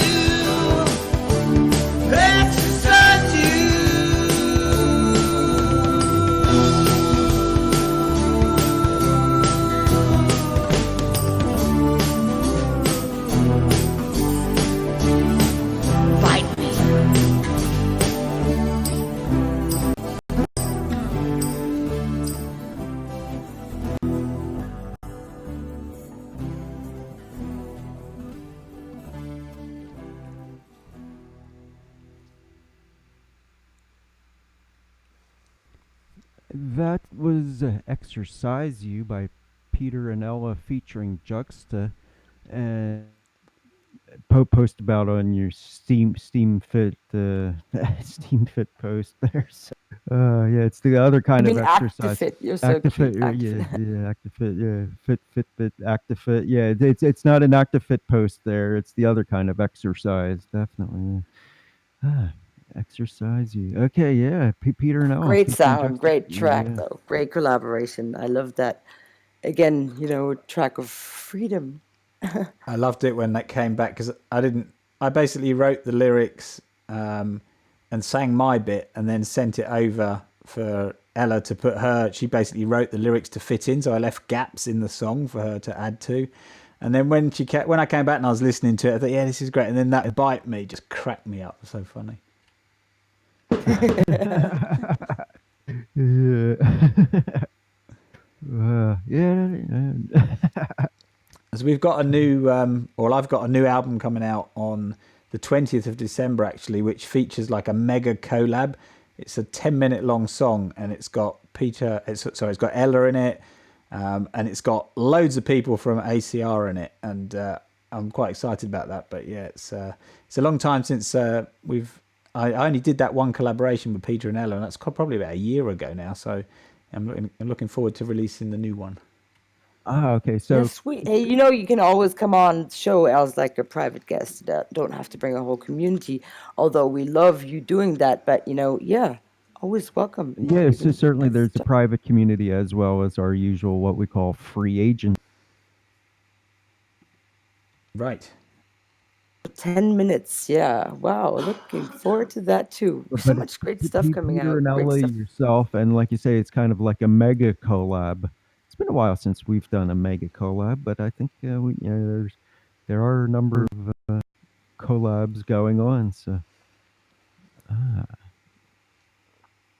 yeah, so that's the pre-save for the new album. So if you have got I just Spotify, did. then you can pre-save it. And that's just got did, a few yay. collaborations on there. It's got a collaboration or two with Grand Space Adventure on there. Wink and Woo's on it. Turtle Project's on it. Okay, right. The usual list of suspects when you think of Adam Collector Records, certainly. Yeah, that's what I'm saying. You see, this is what I mean about the cream of the crop. So there's just nothing bad to say about those guys. They've become good friends. They're awesome musicians, and we just have a whole lot of fun. And they're the cream that get left behind when all the selfish musicians who just push their own stuff out soon leave and disappear, and you get left with people like this. Right. So yeah, you've certainly cultivated quite a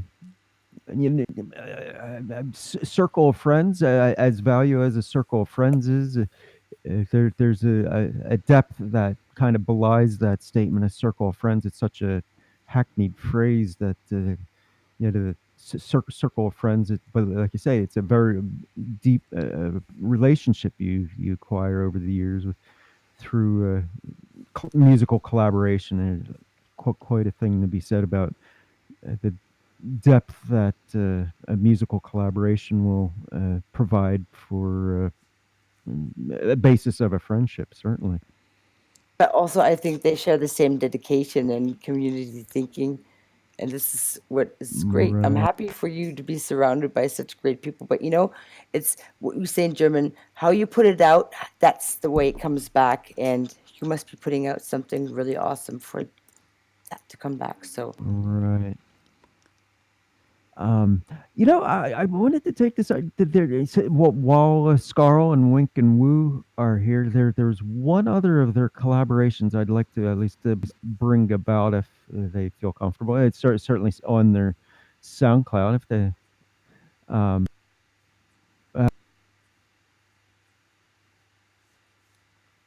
I was thinking of Nomad. Would you guys like to discuss the theme of Nomad, or should I just play? Well, it was my track started as an instrumental again, and Wink gave me a vocal hook for it. So that's all really. That seems to be the way That's what he got. Wink. Go That's ahead, for a Wink. vocal hook. That's what he got. He got what he asked for. Yeah, there's a certain Yeah. sense of justice. Done. Tick. Next.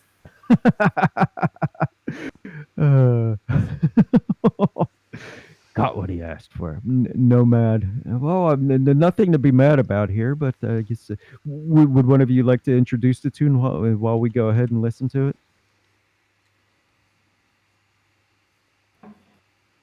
I think it's Wink's turn, isn't it? Yeah, Wink's Is turn. it? Okay. Okay.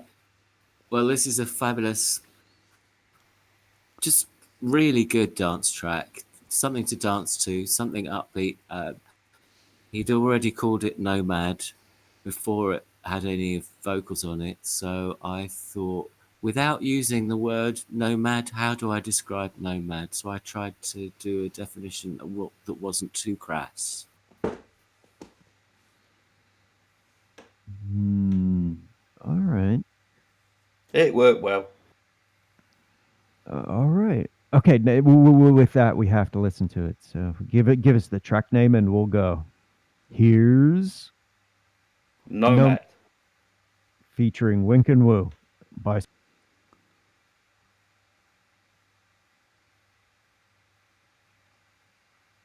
the track name, and we'll go. Here's Nomad. Featuring Wink and Woo by Scarl.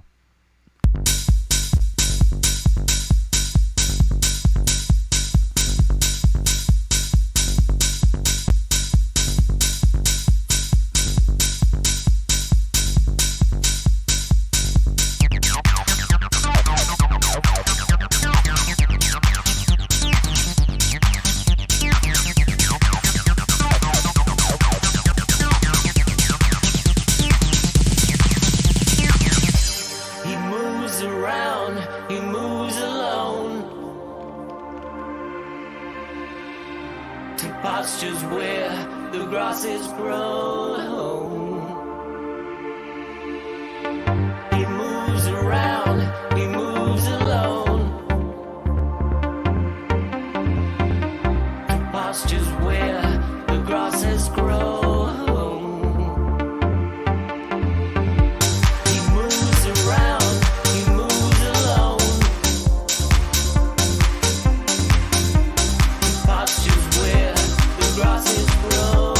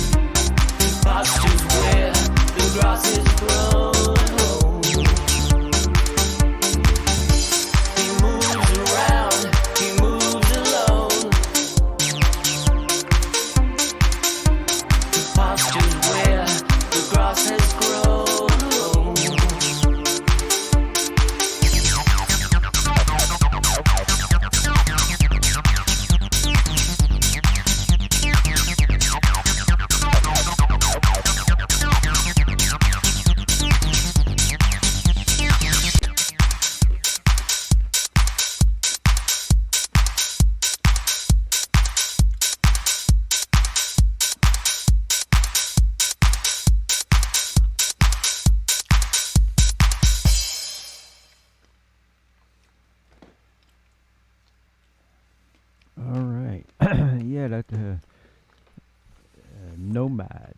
Nomad by Scarl featuring Wink.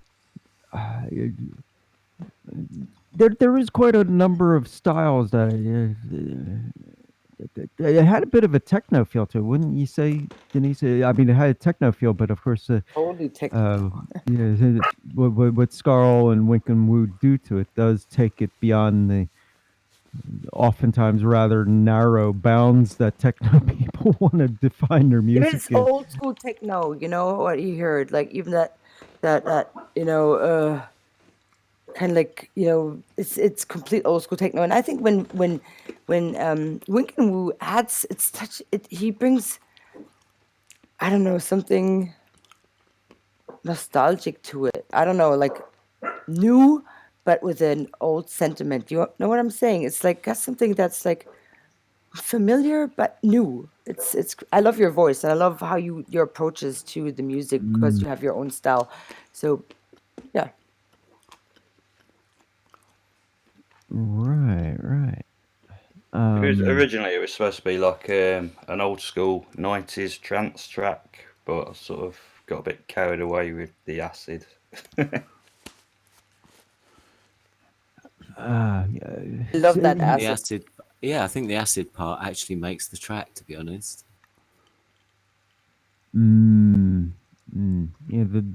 yeah, the liquid kind of, yeah, that. It was first Well, I don't know. happening. There's the vocals and yeah, the liquid acid kind of thing. Yeah, that definitely.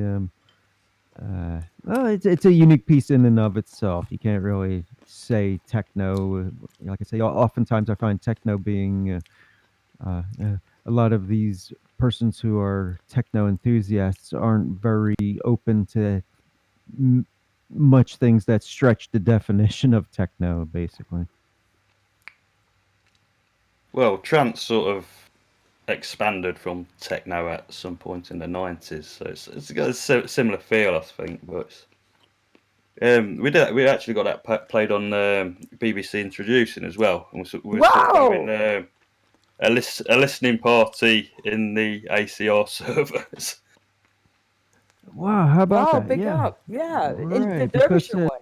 Yeah, Derbyshire, that area? Well, yeah, The for Derby the East Midlands, so Yeah, it's like wow. East Derbyshire, Midlands. Nottinghamshire, Yeah, I was Lincolnshire. on there before too with like Darren with our like Right. Yeah, the that's a team. I can coincidence. remember your name being on before, actually. It's last Awesome, year, year congrats, before. guys. That's an honor for them to pick you. That's because, oh my gosh, I felt just like listening to the show because I was listening to it. I don't know how far we were into the show, and oh, great music, playing it over the whole speak system. I'm just like, oh my gosh, because I'm still learning. I always can be better, and then like, how did it even happen? And then our song comes on, and I'm like, oh. Yeah, wow. How did I even make it there? Because yeah, I was so impressed by everything they played there too. So wow. Mm. Yeah, Yeah, it's your I can birthday remember soon, you. It Dennis. was it Be the Change, or is it that one? Is that your track? Be the change, exactly. The first time Yeah, how about um, that? uh, Darren got on the track and he grind. It was kind of it's a two-step track, so he's like kind of, griming it out and awesome. Mm. Yeah. I guess that what was unique about that was hearing Darren going into more of a rap kind of a rap thing instead of the usual rather melodic thing that he does. It was more of a kind of a calm rap, not like he was uh, eh, elbows out rapping. It was definitely because yeah, the be the changes, a gentle message of encouragement there. So definitely, like I said, it wasn't a rap. It was or I mean, it was more of a rap that Darren was doing for that. Well, he's He came out British, of the and comfort it's more zone of and like found himself two-step. on Yeah, he found it's not himself a on rap, it's BBC Introduced. grime. Okay, the UK it's grime. It's more grime because it comes from the it's two-steppy and it's a garage, and yeah, found his way. And his daughter actually made a debut on there too. Remember, little Sky. Sky Oh, right, flexing. right. Huh. So cute. Great opportunity. You are. It's awesome. I really congrats that you got on there. Yeah, it's great. It's all sort of listening in. I was just sort of I was saying to Wink, oh yeah, we on BBC Introducing later, and it sort of got picked up by everyone else that was in the server at the time. So yeah, we was all there like listening in to people was criticising the other, commenting on the other tracks, and Mm, That's cool. yeah, that's something. Let's see. Is there any others? I think we've overshot our usual show time by about an hour and a half, but I kind of just want to keep playing tunes. So I think there was something else I wanted to play.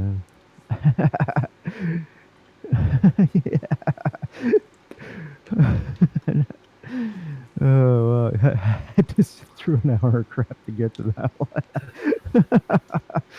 Oh, yeah. Let's see. I'm thinking. Did we miss any tunes that we were intending?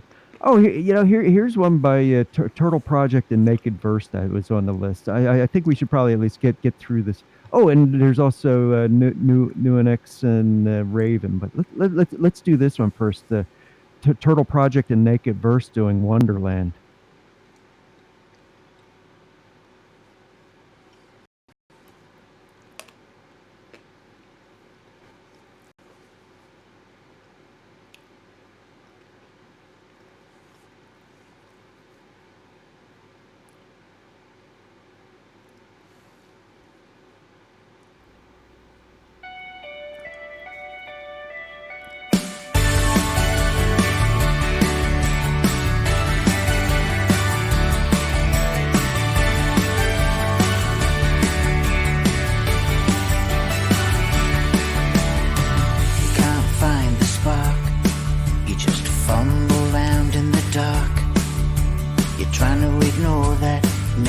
Voice in your head, but it's hard.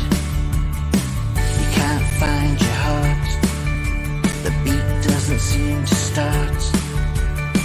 You watch the days tick by like minutes and it's tearing you apart. You're on a quest for Wonderland and all you see is clouds in the sky. You're already halfway there, but you don't realize. Don't know which way to go, so you just keep spinning around and around and around till you fall.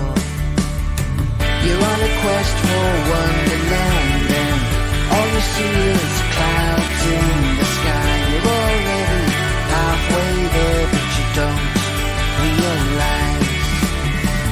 You were told that the grass was gonna be greener,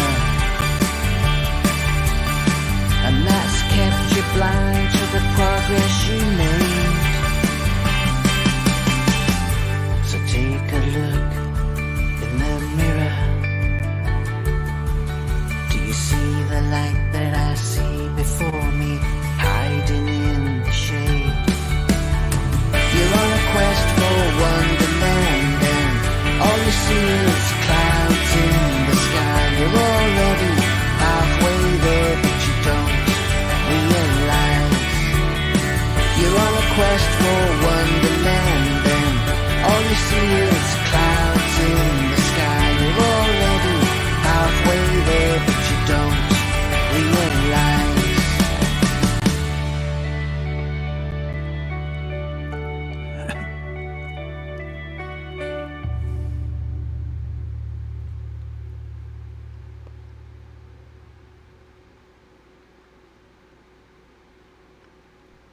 All right, yeah, another great tune with the Turtle Project and but basically the Turtle Project and Naked Verse collaboration, Wonderland. There, that definitely Turtle Project's characteristic voice there, and his very positive, uplifting message he's often provides for us. That's we're really well represented. Let's see. Shall we bring Listen in? to some more music. I don't know what you've planned, but yeah, jokes. Ah, okay. Yeah. Let's see. Okay. Bring in the others, and yeah. I guess I'll ask them collectively if they have any plans or if anything they want to promote in this part that we usually devote to what can we expect from you next. What can we expect from you next? If any one of you three want to, or in order, one or another, take turns saying what can we expect from the three of you, and the whole lot of Adam Collector Records. We're all British, so we're going to form a queue. Right, form a queue, right? Of course. uh, Scarl winked. I know we went with spontaneity mostly here, so I'm not sure if you could plan. What sort of spontaneity do you have planned? Well, I've got a track out next week. I think. Was it next week on the 12th? So yeah, next week. So that's my next one. Ah, very then. Okay, so you'll have something out on the 12th. I'm not sure. We may be planning an EMA special, so you may be able to. Yeah, I think Nikki was trying to get people involved that haven't been on SOTA before. So Yeah, that. Oh, okay. So maybe not, depending on how many well, I'm in reserve persons. apparently. Apparently. Okay, great. All right. Wink, do you have anything you'd like? In a couple of weeks' time, the EP with self. It's a new EP called Drive that'll be coming out. Okay, yeah, SoundCloud this weekend. All right. Huh. Okay.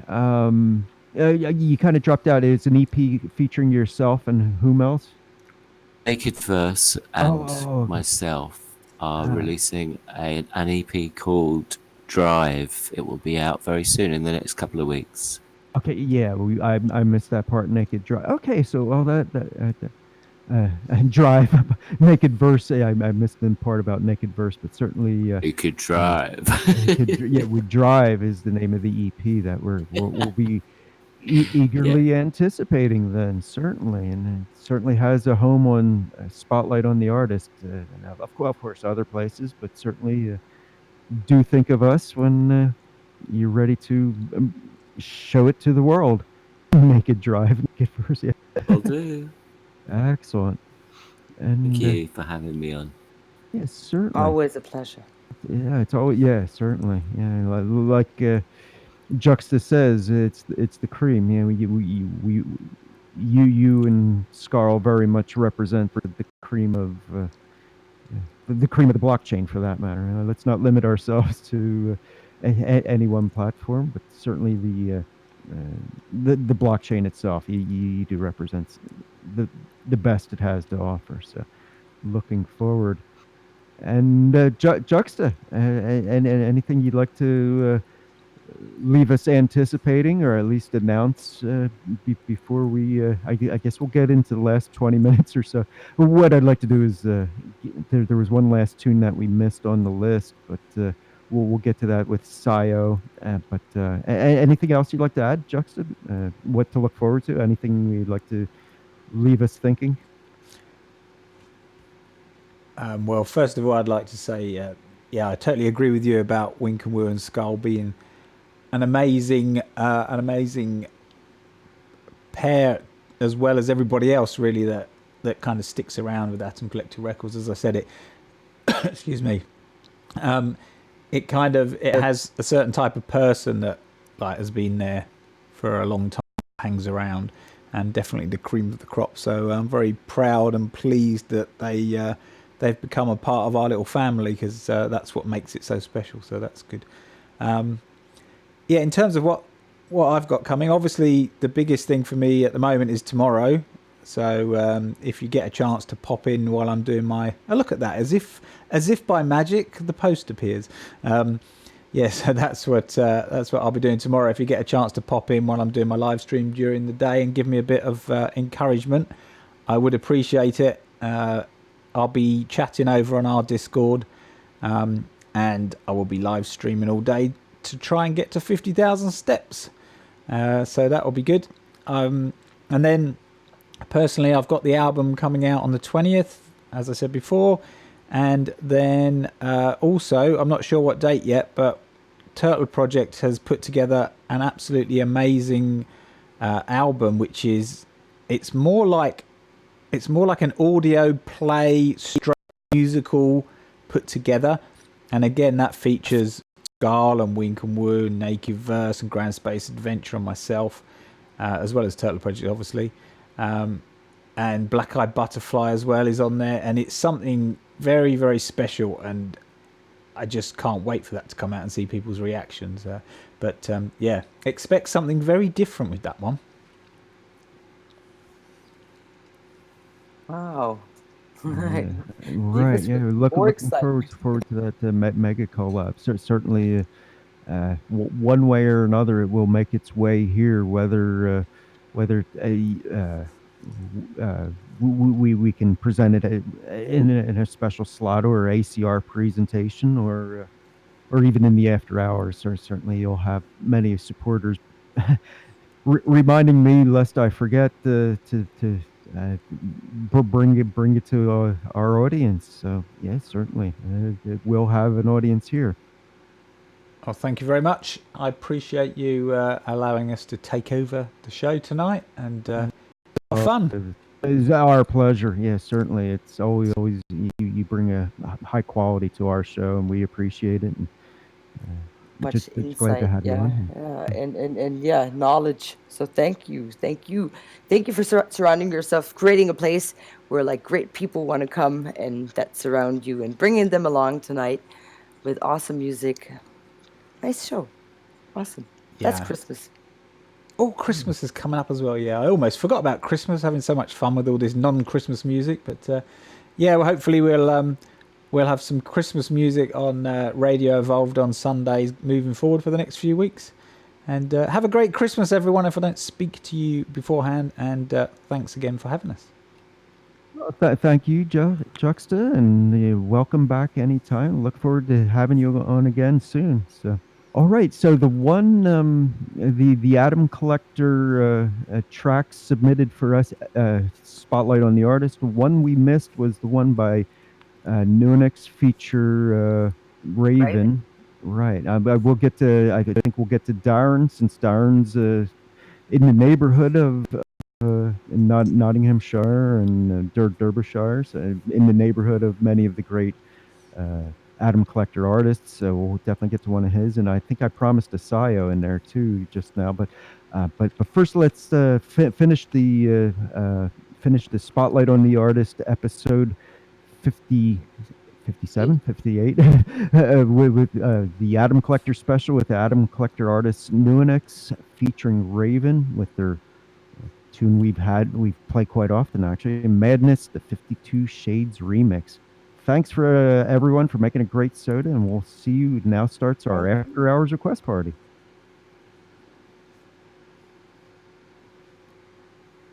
We play quite often, actually, Madness, the 52 Shades remix. Thanks for everyone for making a great soda, and we'll see you. Now starts our after hours request party. Yeah.